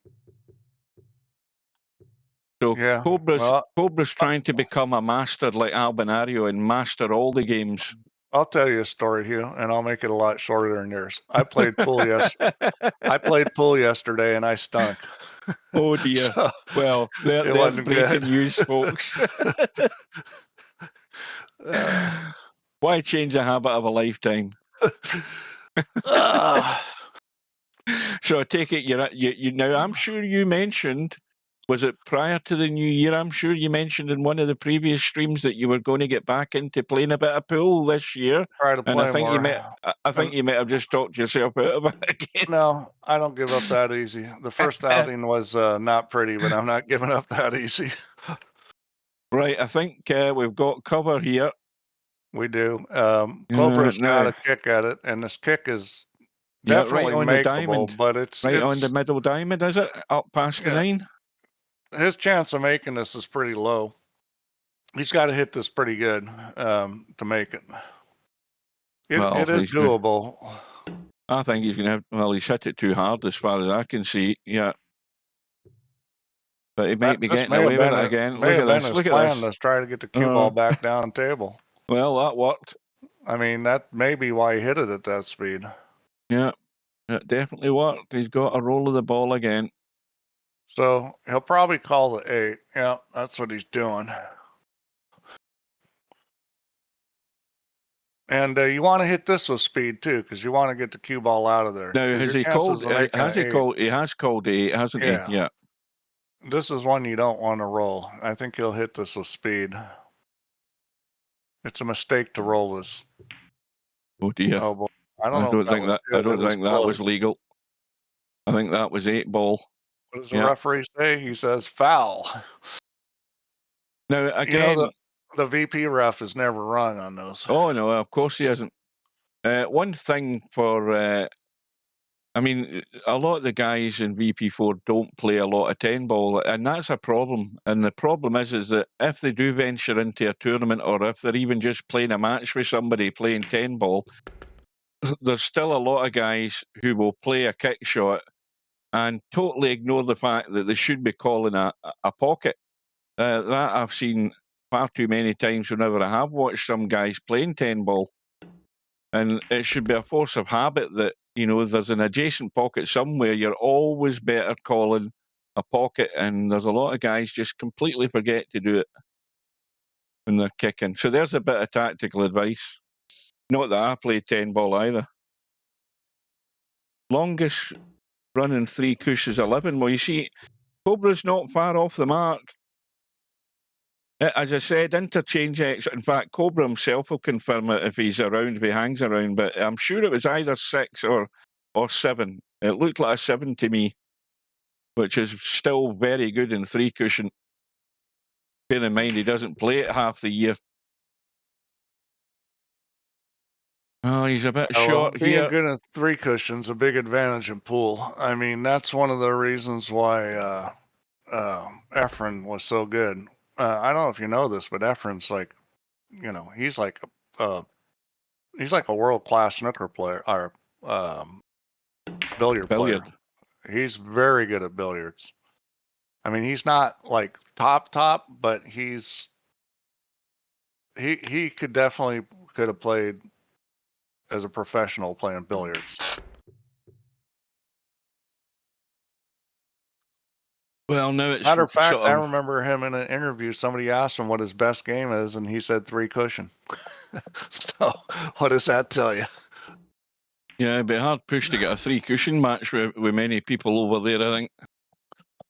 Oh, people play him. I mean, I've played him a couple times. People are always willing to play Efren. You know, I mean, it's like an honor to get up and play him. Even just for the fact that you're going to get tanned, and but it's an education thing as well. Well, I got watching how the master does it. I mean, I lost one of the matches I played him hill. I mean, I got a chance to win. I mean, I'm not the favorite, but I could win. But you know, I mean, if he comes in the pool room, somebody's always willing to throw some money his way. I mean, if I play him and I win, like, you know, for me to play him in a game like 9 ball or 10 ball, if I was playing good, maybe I win 1 out of 5, 1 out of 8. I don't know. So I'll win something eventually. So most of the time, I'm just giving him money. Well, the combo in the 6, is he going up into the short, into the gap past the 10? Well, clearly that's what he's doing, but he hasn't called the 6. No, he's played a push out. My bad. And that's a reasonable push out. And the reason it's reasonable is making a 6 isn't that difficult, but getting a shot on the 1 is. Now, Bedhead's just decided he's not having any of it, and Cobra's decided he's going to go straight for it. This will be interesting. This is pretty easy to make. Oh, no, Bedhead has. Again, I got it wrong. Yeah, you're going to have to probably play safe on the 1. I mean, I doubt he's going to come up with a good shot on the 1. It'll be a bank.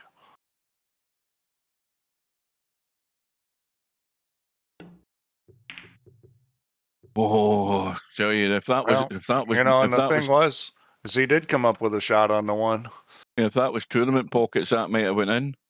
Yeah, it might have. That was a pretty good shot. I mean, I didn't think he'd get anything but a bank on the 1, but he did have a shot. But now, how's he going to get to this 2 ball?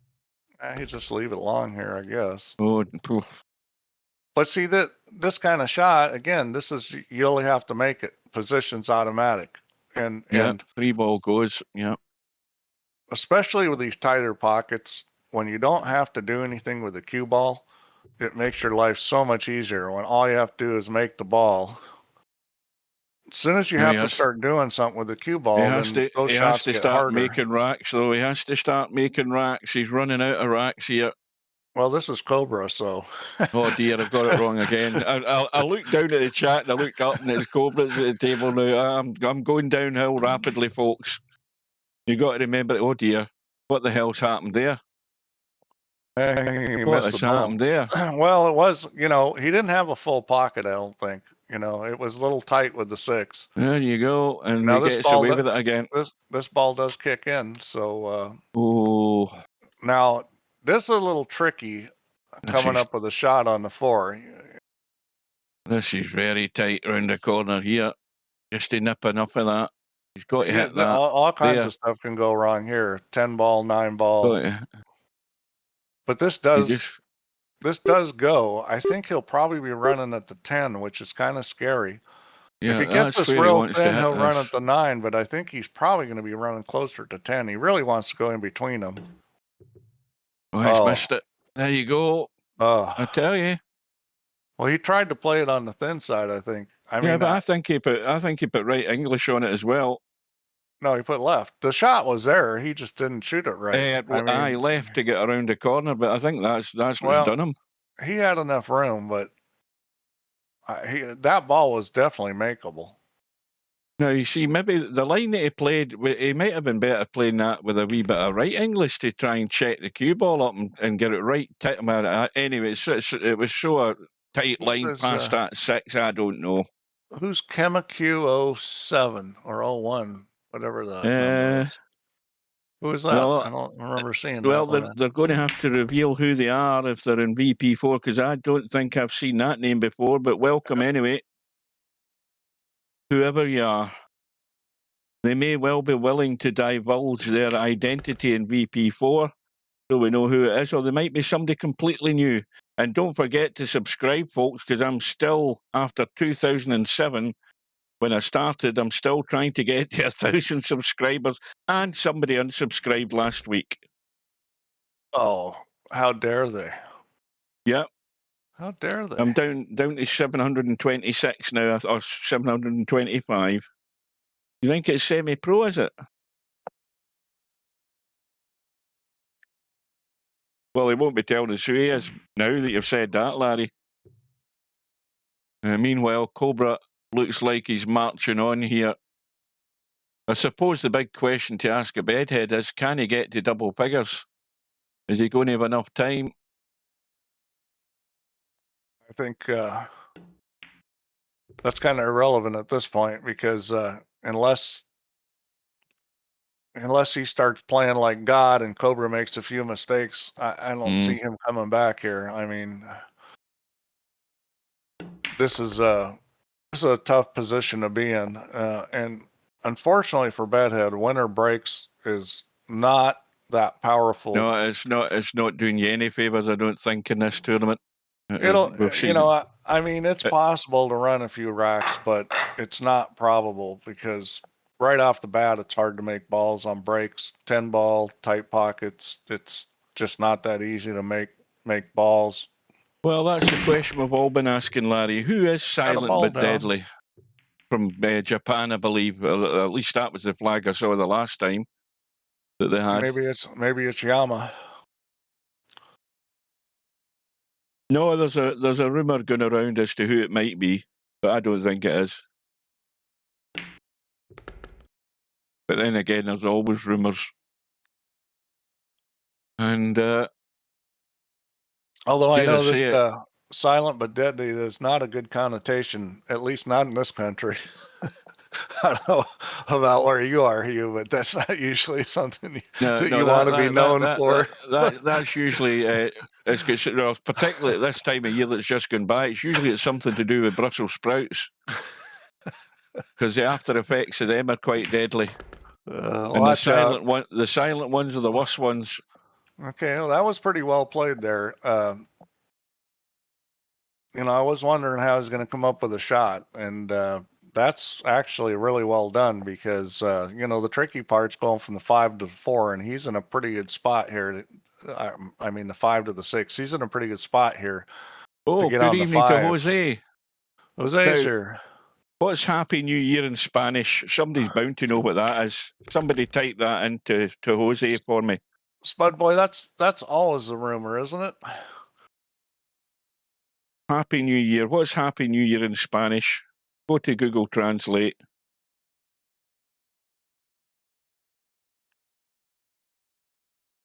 Well, that's not semi-pro then. That tells you that straight away. Maybe he's just somebody with a bit of common sense. Yeah, you ever thought of that one? Spanking this, which I think is a very good move and very nice shot. Right back at you, Jose. That's what I meant to say. Feliz Año Nuevo. Okay, muchacho. Cobra's playing very well. I mean, well, you got to give Cobra a lot of credit in this match. I mean, he's played well. Bedhead's made too many mistakes, and Cobra's played well. Well, Bedhead hasn't put in the time. Simple as that. He hasn't been in on the table as far as we're aware. Yeah. I mean, He hasn't put the time in. Cobra's missed some balls, but you know, you're gonna miss some balls on these pockets. I mean, you're not. I don't think anybody's going to play a match where they don't miss any balls. But you know, if you can only miss, you know, 4 or 5 balls in a race to 17, you're going to be very tough to beat.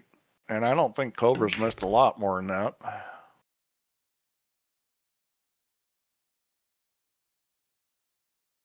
And it's now 7 in front.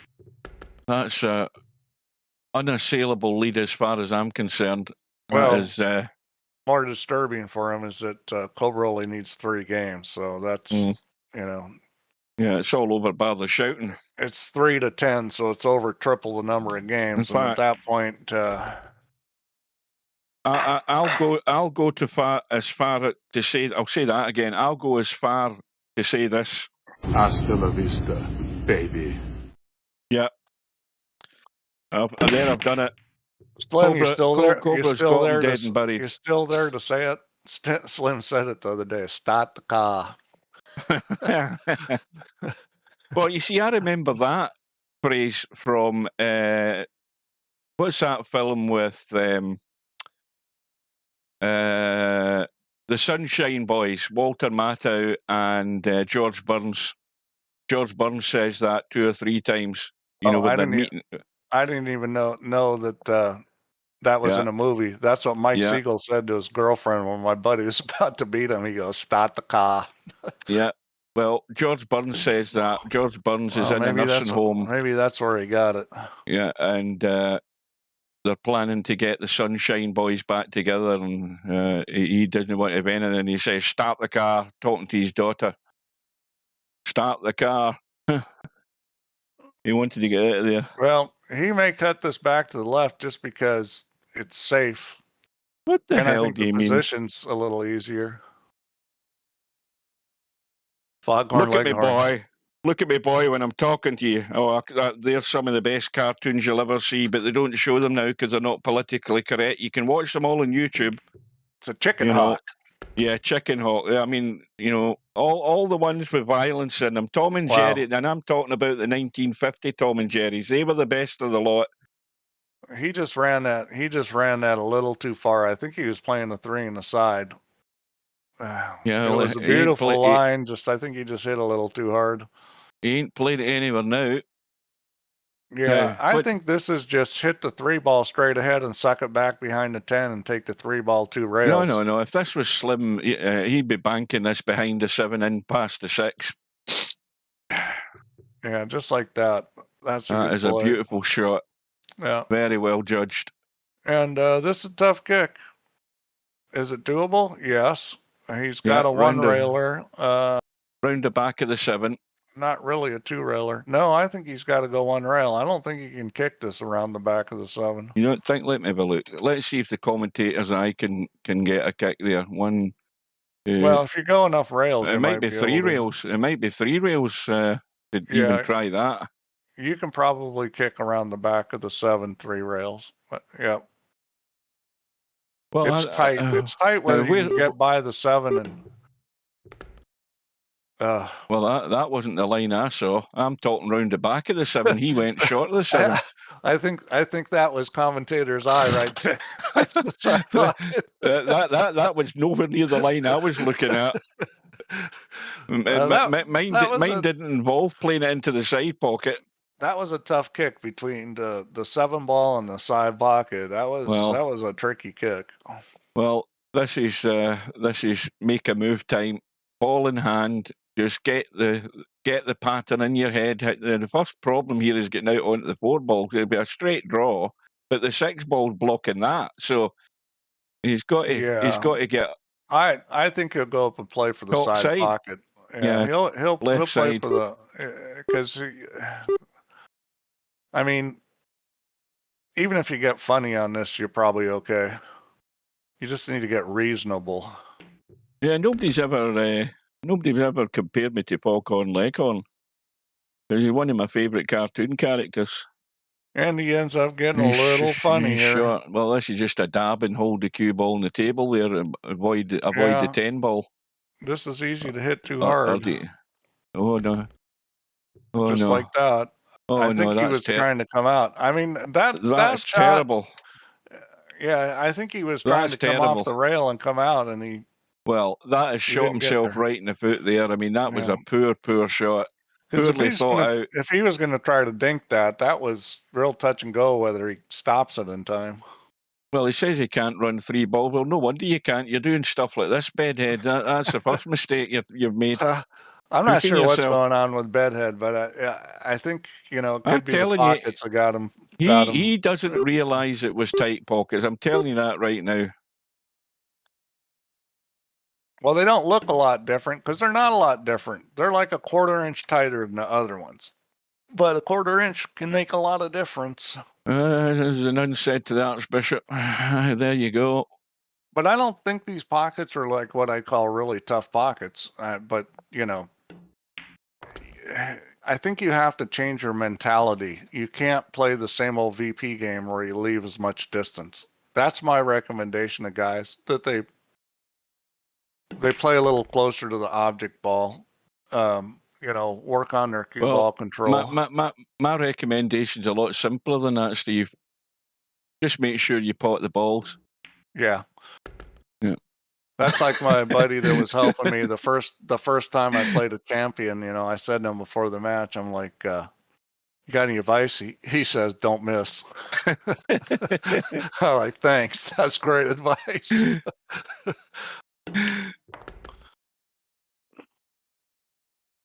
Yeah, we're just marking time here. Talking about time, we are now 2 hours and 1 minute into the match. Yeah, I think 2 hours is a reasonable length for these matches. Cobra has been at a reasonable pace. I think Cobra may play faster than he used to. What do you guys think? Do you guys think Cobra plays faster than he used to? No, he isn't. No. I think he does. He's still a little bit deliberate, but I think he's faster than he used to be. So he's on the hill. No, he isn't. He's still 2 away, isn't he? It's 17, not 60. I'll tell you, my brain is gone. We're getting total silence on that question. Nobody's going to bedtime. Well, look at that break. Look at the way they're lined up. There's only the first problem's that 1 ball. Now, where does he go with that? Does he brush off he brushes off the 5 to thin cut it into the side and drop down onto the 3? Well, or he banks it. I think the bank is simpler play. No, he's done exactly what I thought, but caught the knuckle. Bedhead lives again. But can he get to the 3 ball?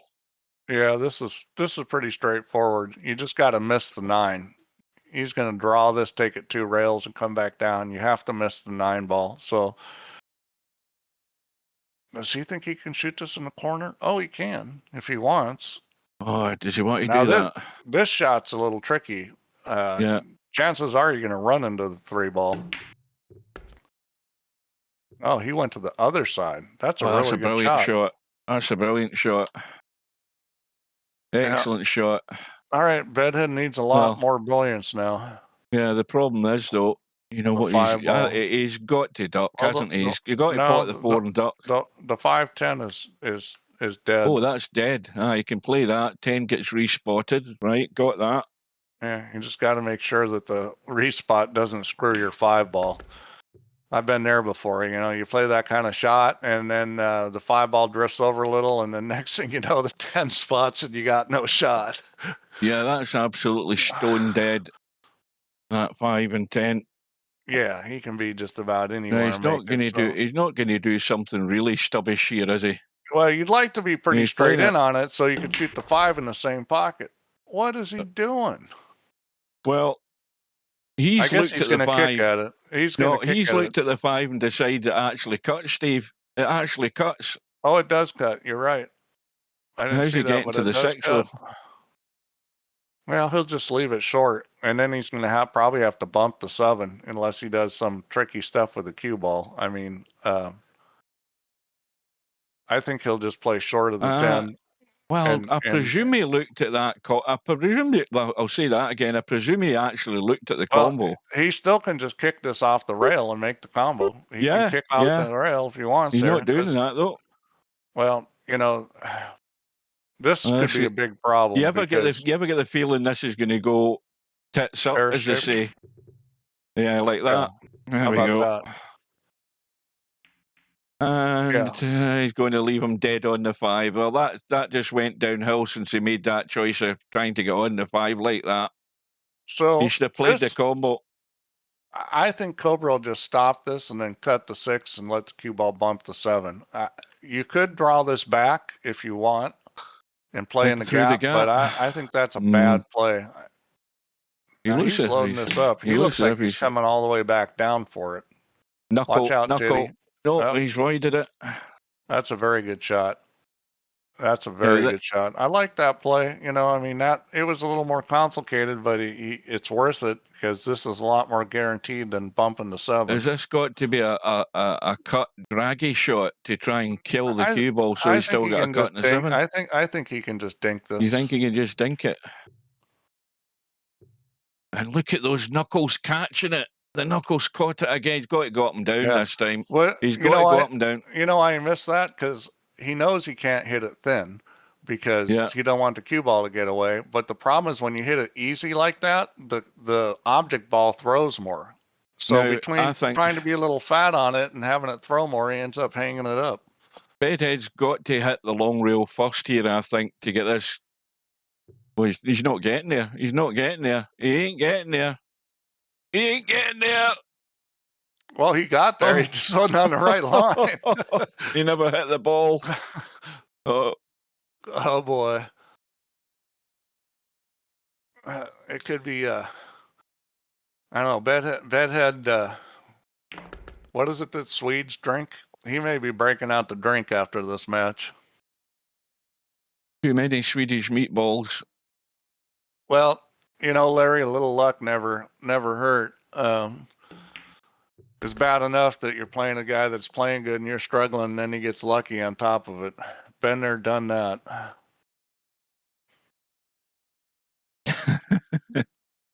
Well, yeah, you get the odd roll of the ball now and again. Everybody gets that. But the thing is you got to keep your opponent off the table. Because when he's sitting in his chair, it's pretty hard for him to get lucky. Yeah. You got to keep your opponent off the table. And Bedhead's done a poor job of that today. And there we go.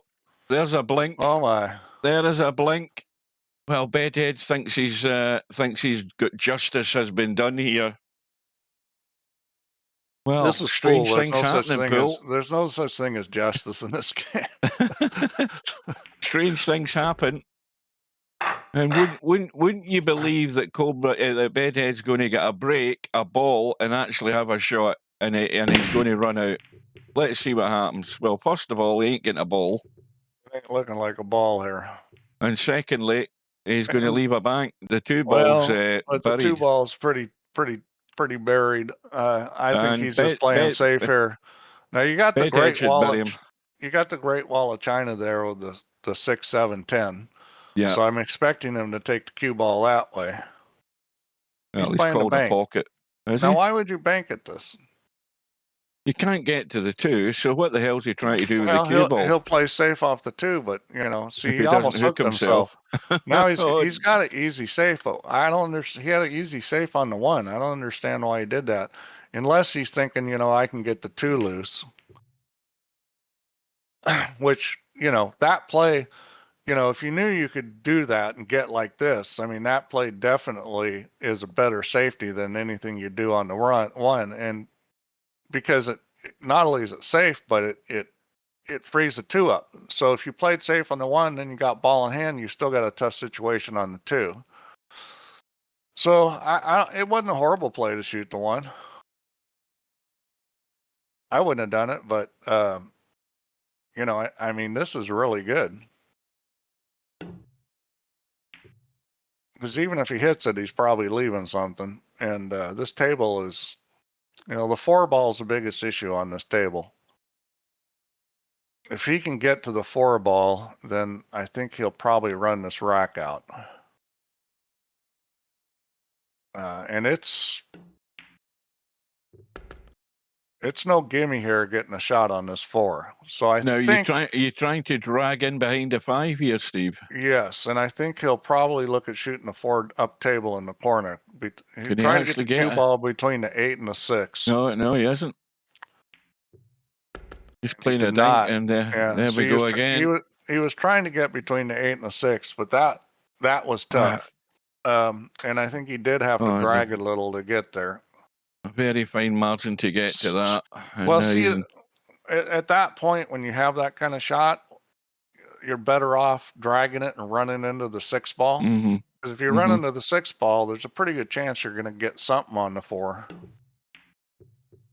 And that's a pretty good shot there. Well, whether it gets safe or not, that's a pretty good shot. He's had a result, but I think there's a feather edge there. I think there is a feather edge, and he could be back in trouble in a second here. There is, but he may just kick 2 rails at this. Oh no, this is a little dink around the corner behind the 7 and 10. This is every day of the week, I think.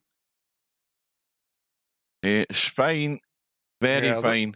This shot's a little tricky. Oh, he played it well. He had played it really well. And Cobra will call this 4 ball. And this is kind of a decision here. Am I going to hit it hard? Am I going to hit it easy? Am I going to hit it medium? Because if you really think you're going to make it, you don't want to hit this that hard. Oh, he's almost the rub again there behind that 10. And, well, here's Bedhead's chance. That's basically game set there because, I mean, this is pretty good. Now, what do? You've got to run up to the 9 ball here, haven't you? You don't want to start doing any sort of silly dinking, trying to come out behind the 6 or doing that. Well, he is. He's into the gap. Yeah, I mean, I think that's really good there because he can just roll this and get the shot, you know, between he did manage 6, to get out of it. 8 and 9. I mean, I was just worried about. but he's only rolling this.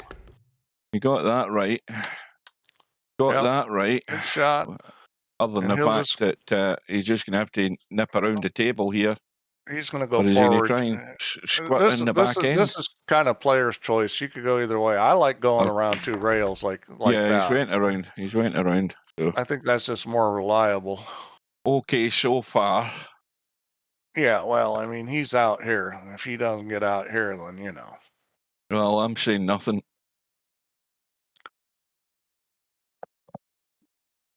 Probably got off the rail, which is get the angle to do that. Was he dead straight? Yeah, dead straight wasn't the preferred choice, but it's going to roll forward and. Well, he's still got a chance of getting to double figures, and then the scoreboard suddenly looks a wee bit more interesting. Albeit it's very long odds that Bedhead's going to turn this around, but you never give up. You just never give up. There is always hope. Stranger things have happened. We've seen some people fall apart at the end of matches. I mean, Cobra's probably the least likely to do had that. some nervous moments, but I don't think I ever remember Cobra completely falling apart. There's a ball. There's a ball. And look at this. He's going to have a shot. Would you believe it? Yeah. Now and this look is at the table. This is that shot we talked about earlier. This shot's a lot harder than it looks. It just visually, this shot is tough.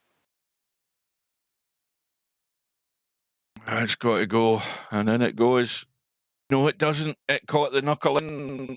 So that's what I'm saying. Is that shot? I mean, that shot. These pockets. That shot's a tricky shot. Well, I said to Slim before this tournament started the other day, I said, look, these cut shots are going to catch more than one player out. They're all going to get caught out, no matter who they are. And these knuckles are just going to dive out and grab that ball. One touch in the knuckle, it ain't going in. And yeah, well, it basically makes the angle that you you can get a nice bump and it goes in to be a lot shallower than it would be if the pockets were more generous. Oh, Cobra's had a rush of blood there.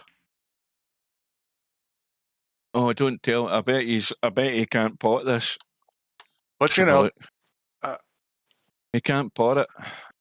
I've played a lot of tables that had, you know, fairly generous pockets that do the same thing. You got to aim for the wide side of the pocket. You're going to try and whiz back and avoid the scratch. Well, he actually played that and made it look a lot simpler than I thought it was going to be. That was excellent. Yeah, that was really good. And this is just, you know, this is just natural. Let's make the ball.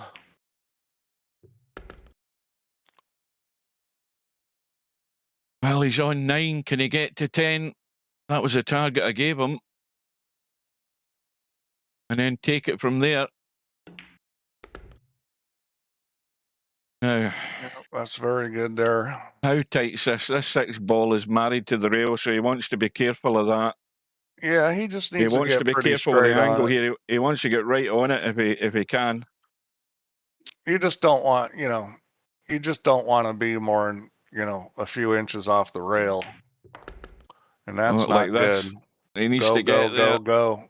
Yes, that's still okay. Now this is in doubt. This is in doubt. That's okay, because you're going to hit this with a little bit of right English. This I'm he's scared. not going to miss that. And it goes. Yeah, he barely got to where you want to get to.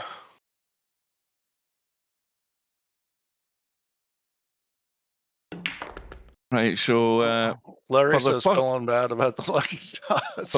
For the first time in the match, I think tonight, is this the first time somebody's had a follow-up rack? I'm pretty certain it is. I don't think there's been a follow-up rack, and that's what we've just witnessed right now. Well, Bedhead missed the 1 ball, didn't he? Or was that Cobra that missed that 1 ball? Maybe it was Cobra. Did Bedhead break dry? He didn't break dry. No, he missed that. No, yeah. Bedhead got a ball and was on the 1 in this rack. So this is a follow-up to the last one. No, but he missed the 1 ball. Did he? Yeah. Remember, it was that funny shot, and he missed it. He just got. Oh, the cut. Well, anyway, what matters at the end of the day? Cobra made the last mistake, missing that 2 ball, and Bedhead has eventually got out, but he's come up dry again. And of course, Cobra's got a cut in the 1 and the 2's wide open, and 3's there as well. This is no gimme table, so you got to get on. Good. You got to get on the 4 ball really good, so you can just roll forward and shoot the 5. You know, you got to get miss that cut. You got to get the cue between the 6 and the 8. Well, and it's pretty easy to do if you're straight on the 4. Oh dear. Oh, did he call the bank? No, he didn't. And I think he's going to get put back in here. He's going to get put back in. We got an MFer. He's not pleased. My friend, that's what that means, Steve. Yeah, I see. That's a UK thing. Because I know what it means in this country. Or it could be, or maybe he's talking about movies. Meet the Fockers. Maybe that's what he's talking about. Maybe. Well, we may see this hit with some speed because there ain't a whole lot of. Okay, he just decided to make the 4 tough, and he didn't. That didn't work. The 5 ball's now wide open. That's the other thing. I think Cobra's not thought that through properly, because the 5 ball's lying open. Everything can be got at, although the 8 ball might have to be a combo with the 10, which is. It wasn't an easy kick, but I'm kind of surprised you didn't. Now, I'm thinking ahead here. Is Bedhead thinking about trying to break that 8 ball out, or is he going to do the right thing and play the combo and then, of course, the 10 spots? I would like to think that that's the way he's thinking. He's not trying to play the 5 and bump the 8 when he gets to it. So let's see how he plans this out, because earlier on things went pear-shaped for him. We did a similar situation. If you got on the 5 the right way, you could try. Well, remember earlier on, remember that rack earlier on where the 10 was married up with a ball and it was dead into the corner, and he tried to. I do. That was the 5, I think. you know, I mean, this kind of situation, you play shape on the 5. If you get in a spot where it's real easy to bump the 8 safely and get a shot on the 6, you do it. If not, then you don't do that and you play the combo. Oh, Watch Where's out. the cue Watch ball out. going? that's Watch a out. disaster. Oh dear. No, well, that has got to annoy him now. That's a major malfunction Now there. And from here, you know why that was, Steve? Because he may decide to bump the 8 from here. Well, the Because cue ball needed to be a wee bit further inside so he didn't have to stun that quite as hard to get there. That was where he went wrong. He was a bit too straight. yeah, Well, see, because Cobra's- that was a nice control bump. When you Yeah. can do that, that's you know you're gonna have a shot on the Yeah. 6 and clear yeah, the it's 8. all over now. That's Well, a this could have put him big on the mistake. hill. This is a shot here, you know, because he's got to hit this good, and he did. Now, there's another name I don't recognise. Who's 8-6 Sleeper? Who's just jinxed Bedhead? Because I'm sure he must have typed that when he thought Bedhead was going to get out. He types, he's out here. So there's another jinx in the stream. Nothing to do with me. Oh, but you are the ultimate jinxer. There's no question in my mind. Oh You've yeah, got power. Larry will tell you that. I mean, I just need to appear in Larry's room and he falls apart like a cheap suit. Well, Larry's hoping that you remove trackball from your vocabulary. many a time I've done it. Well, 2 hours and 21 minutes and counting here. Longest match of the tournament so far. It just so happens that Cobra's involved in it. I'm saying nothing. Well, I mean, neither one of these players are particularly fast. They're both kind of deliberate. Cobra being more deliberate, but And of course, you guessed it is dry. I don't think the pace has been terrible in this match. And of course, Bedhead doesn't Let's have put a it shot. this way: we haven't heard the shot clock going off a lot. No, even though it is 35 instead of 30 that I thought it should have been. But have they actually used any extensions in this match so far? Maybe they've used the odd one, but it'd be the very odd one. I mean, they've not been pushed.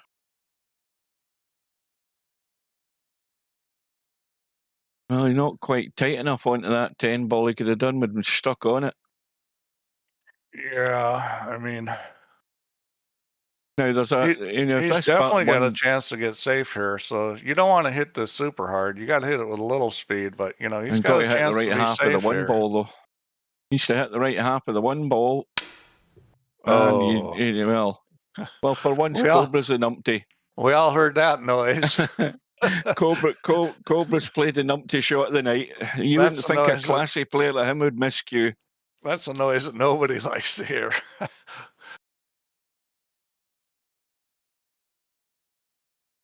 Well, this is so Bedhead's taking a strong look at how he's going to go 2, 3, 4, and really, I think if he gets a cue ball over there, you know, it's natural shape to go from the 3 to the 4. So he'll just roll this up, leave a little angle on the 2. What's he doing? Why is he trying to get so straight on this 2? I don't know why he just didn't roll forward, but now he's just going to roll this, come off the rail a little. He's going to leave himself a higher cut in the 3, though, isn't he? Yeah, but it's okay because he doesn't have to do anything with the cue ball. Is he going to try and stun this in and come round? No, he isn't. He's doing what you said. Yeah, I mean this is natural. This is what you want. Right. So he's going to avoid the hook behind the 8 or the 6. He's going to come in below them. You're just rolling this. It's easy to get the speed on this. Probably use a touch of English. He needs some angle. He's dead straight. Well, you can bring this back. You can wham this and bring this back. That's what he's going to do. Yeah, you can draw this right into the corner pocket as well. You do have to be careful about the 7. So he, instead of whamming that and coming off the end rail, he decided to play here, and that was smart because he couldn't hook himself on the 7. But it does make it tougher getting to the 6 ball. I think he'll go forward and shoot the 6 up in the corner by where his stick is. Yeah. Needs to keep going. Yeah, it needs to be comfortable. Yeah, that's good angle. I mean, that's not bad at all. And in all of that confusion, Bedhead's got to double figures. I forgot to mention that. He's on 10. Well, I mean, you know, he's still got a chance to win this. I'm not saying it's going to be easy, but he's got a chance to win this. Now, I like going forward off the long rail, off the end rail on this. I think that's the way to play it. You got to watch out for the other side pocket, but oh, he needs to be better than this. He's got the blind pocket cut again. yeah, he'll make this. So the safe shot here is to play the 9 up in the corner. 2 hours and 5 likes. That's not a good return, is it? Considering there's 13 people watching. Well, we were up to like 20 at one point. He could try to play this 9 in the side, but I like the corner better. I think it's a little safer shot. Now, is he digging in to stun across past the 10 ball to do that? I think he is. Yeah. The question is whether you're going to play this in the side or the corner, the 9 ball. I think he'll take what he can get. Let's be honest. Yeah, he's going for the corner. Well, he might be going for the side. He's kind of in between. Now I think he's going for the side. Oh, this is right on the 50-yard line. This on the spot. This 9 balls. He's got to watch. But the speed's pretty controllable here. He's just going to roll this. He's got to make the ball. Oh, he's catching the knuckle. He's catching the knuckle. Commentator's eye. And yeah, and I mean that was the problem with that shot on the 8 is that, you know, you had to make a strong decision. Am I going to play this on the side or I'm going to play this in the corner? And I think he got a little wishy-washy and ended up in between. Yeah.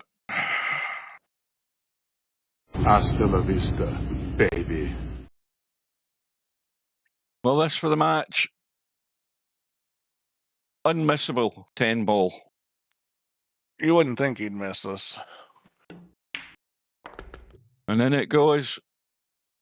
Well, so Cobra, the defending champion, quite impressive for the most part. Match. Yeah. Pretty good match. I mean, I'm sure Bedhead's not too happy with how he played. Well, Bedhead's now going to query the settings of the game. I think he still doesn't realise it was tight pot. Maybe he did. Maybe he did and just had a bad day. But a 17-10 win for Cobra. Let's look at stats. wanted something easier first round to get me going. Let me ask him.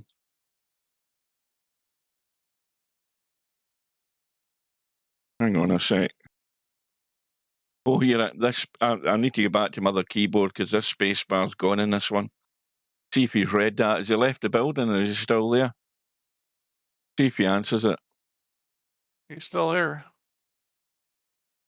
Smoking Sid's arrived in the lobby. Of course, he may not be. He did know. No, Cobra did, didn't it? I wasn't asking Cobra. We know Cobra knew because he'd been practicing. Hang on.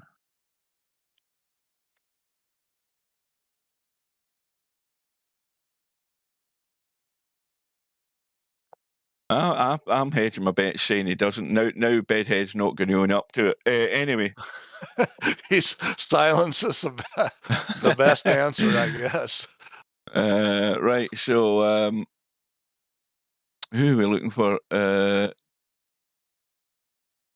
Cobra. Yeah, so Bedhead says under running position all the time isn't Pocket's fault. Now that him there. I think that's him. And Bedhead. Delete. Does everybody know that it was me? I just hope you all appreciate the things I find out in VP4. Does everybody know that it was me that discovered that this search thing doesn't work properly until you put in the name and delete the last letter? Then it all comes up. That was me that discovered that, folks. That's only in the internal browser. Yeah, in the internal browser, that is. Yeah. Right, so, well, there you go. Rax ran. Cobra got 2. Bedhead 1. Rax High Run 1. I don't think you're going to see much more impressive than this throughout this tournament, to be honest with you. Oh, I think you'll see guys get more than that. You think so? I think you'll see guys get 4 or 5 racks run pretty easy. You think so? I think it's going to have to break a rock better than it did today then for that to happen. Moneyball shot, well, I mean, what? There's no really a great deal of reference in that. Breaks 10, but look at the break percentage. Bedhead had a better percentage. 50, what was Cobra's? He was 0.4. And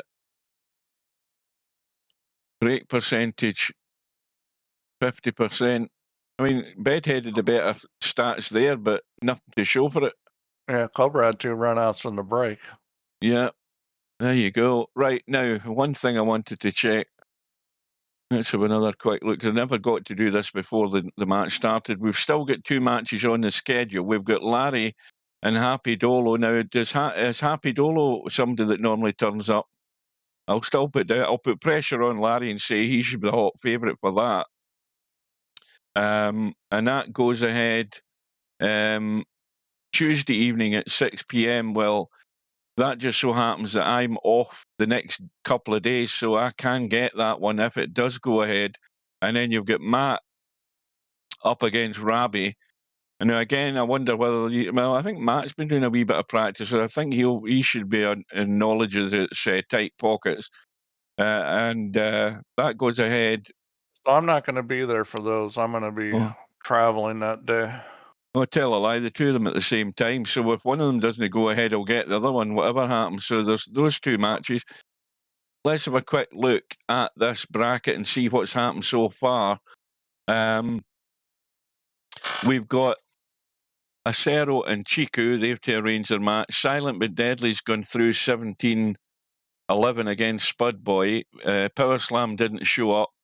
Interchange X goes through. We see the result from Albinario. He's through to play Interchange X. We've got Miskin and Tommy. Bankster has gone through 17-7 against Scooby. Jose's up against Billy Big Rigger. We've got Brainful out through to round 2. He had a very strong win against Professor Dabs. And then we've got that match with Larry and Happy Dolo. We've got the one that we're all waiting for, folks. Don't forget that. We've got Spectre Dawn up against the new champion in Bankpool and the first tournament title for Stubb in 15 years. In case anybody doesn't know, he won the Bankpool World Championship against One Pocket Slim. And we've got Romario already through to round 2 against an old VP3 player. I don't know how you want to pronounce that, NSWAR. Now, there's a guy that's had the same name since day 1 in VP3. I know that for a fact. Never changed it. And then we've got... who is that? Is that GI? Or I can't read that. No, it's Old Man Bob up against Hazard. We've got Balls through by forfeit against Quagmire. There was a problem with that match, Steve. Did you get any email through, by the way? That just reminds me. I told those guys he had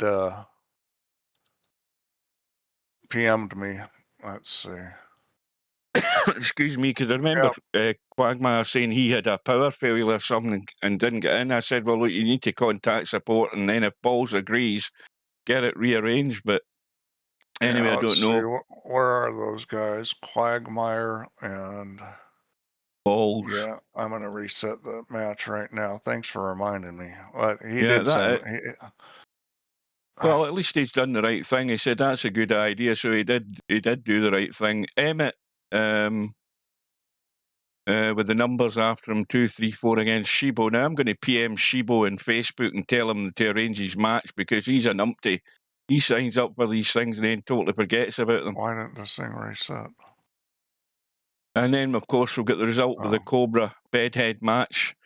Cobra now through to play the winner of MC Clarkey and Rabi.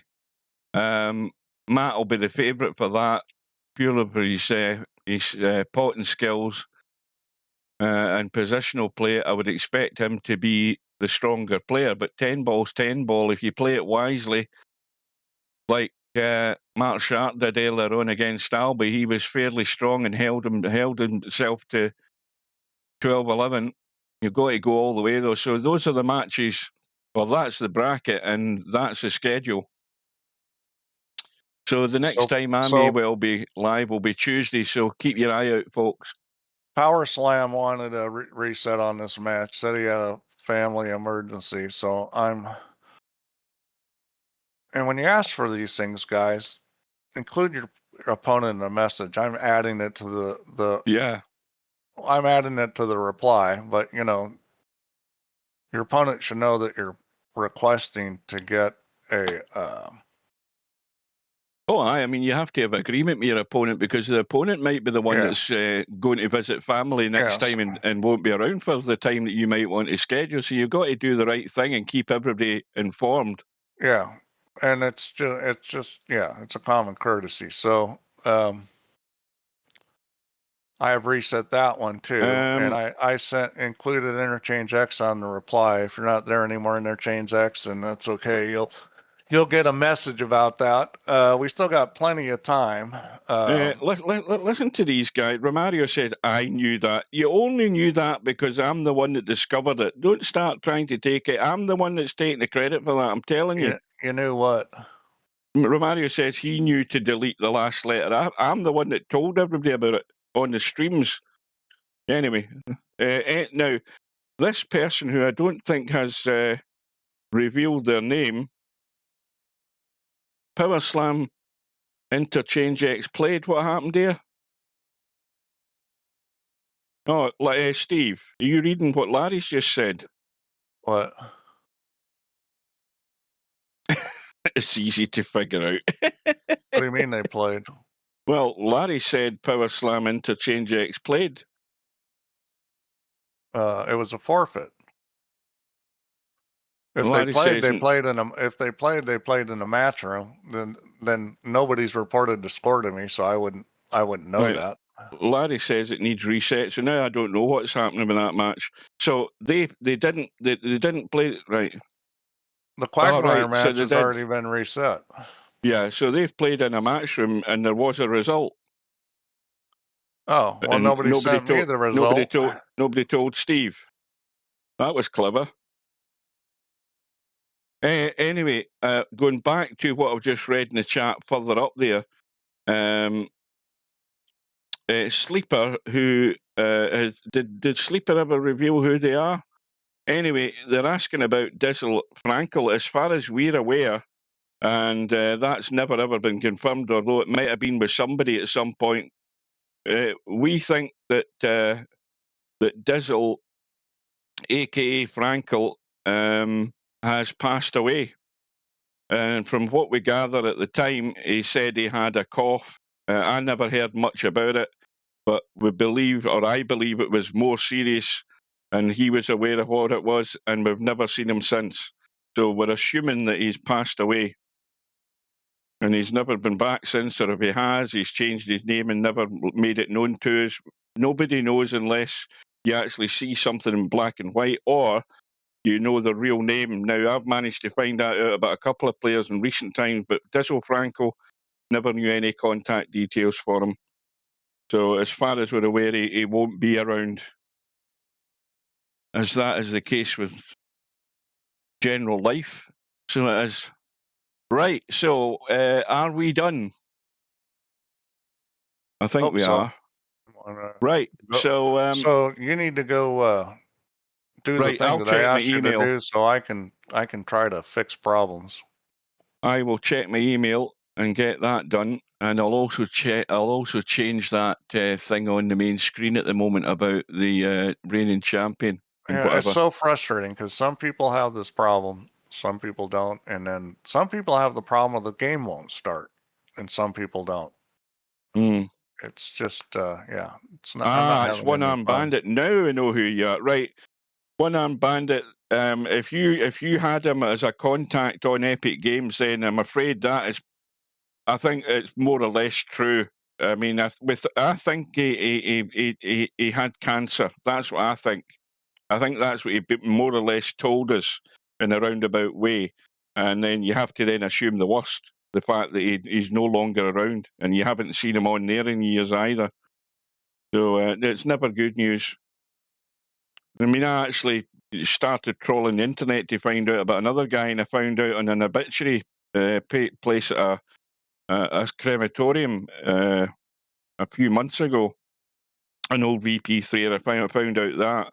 So if you don't have contact details for people, you're not in speaking terms with them, or a first name, or where they live, you can't really find that out. And Dizzle, excuse me, like many people online, there was one of these people who didn't divulge any information, at least not to me. He might have had other closer friends that he did, but certainly not to me.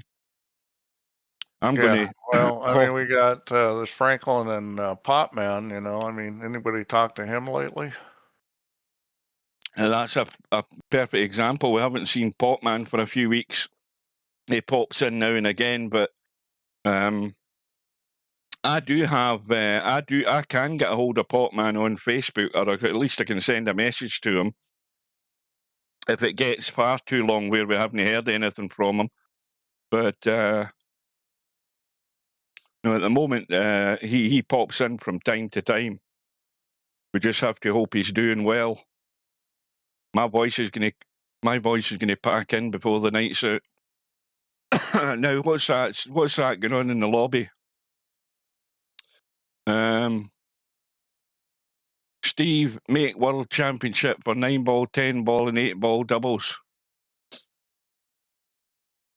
That's the thing that's the hardest thing to do. But like I said, if you were ever going to try and do a 9-ball tournament, it'd either be in paper or very long time between matches to try and arrange a doubles tournament. Yeah, I mean, it's so difficult to do that for a non-real-time tournament and get 4 people to get in and play at the same time. I mean, I don't know if the scheduling system supports that or not. It might, but I mean, there's just a lot of reasons why that would be hard to do. I mean, we're better off we could run a special tournament that's a doubles tournament, like, try to get 8 teams of doubles to play in a tournament with a bigger payout and stuff, and perhaps even call it a world championship. But we'd have to have a day and run it in real time where everybody agreed that, hey, we're going to stay for this whole tournament and play it out. Now, given if there's only 8 teams, that that wouldn't take forever. But it's still going to be a bunch of hours, and how many people want to do that? That's the problem. Is to say, okay, well, we're going to run a tournament, and you're going to have to be here for 8 hours or something like that. How many people are going to want to do it? Yeah, well, that ain't going to happen. So yeah, and I don't want to put a downer on it, but that won't happen. Yeah, and I don't see being able to get matches scheduled with 4 people involved. That's yeah. That would be very difficult with all the time differences and people's jobs and Stub involved. Yeah, Stub won't be involved. That's the one thing you can rest assured. You won't have a Stub or a Spectre Dawn or a Cobra or any of them in doubles. They're No, they don't purely want to play solo. doubles. Yeah. So Right, that's it, folks. I'm heading out. Thanks to Steve for his company. Well done to who was it that won again? I've totally forgotten. Cobra. My voice is just cracking here. It's very dry. I think I've still got the heating on. That's why the voice is cracking up. Right, I'm off. Yep. Have a good one. Good night, guys. Thanks for your company, guys. Remember to hit the like button, and we'll bid you good night and take care and see you soon.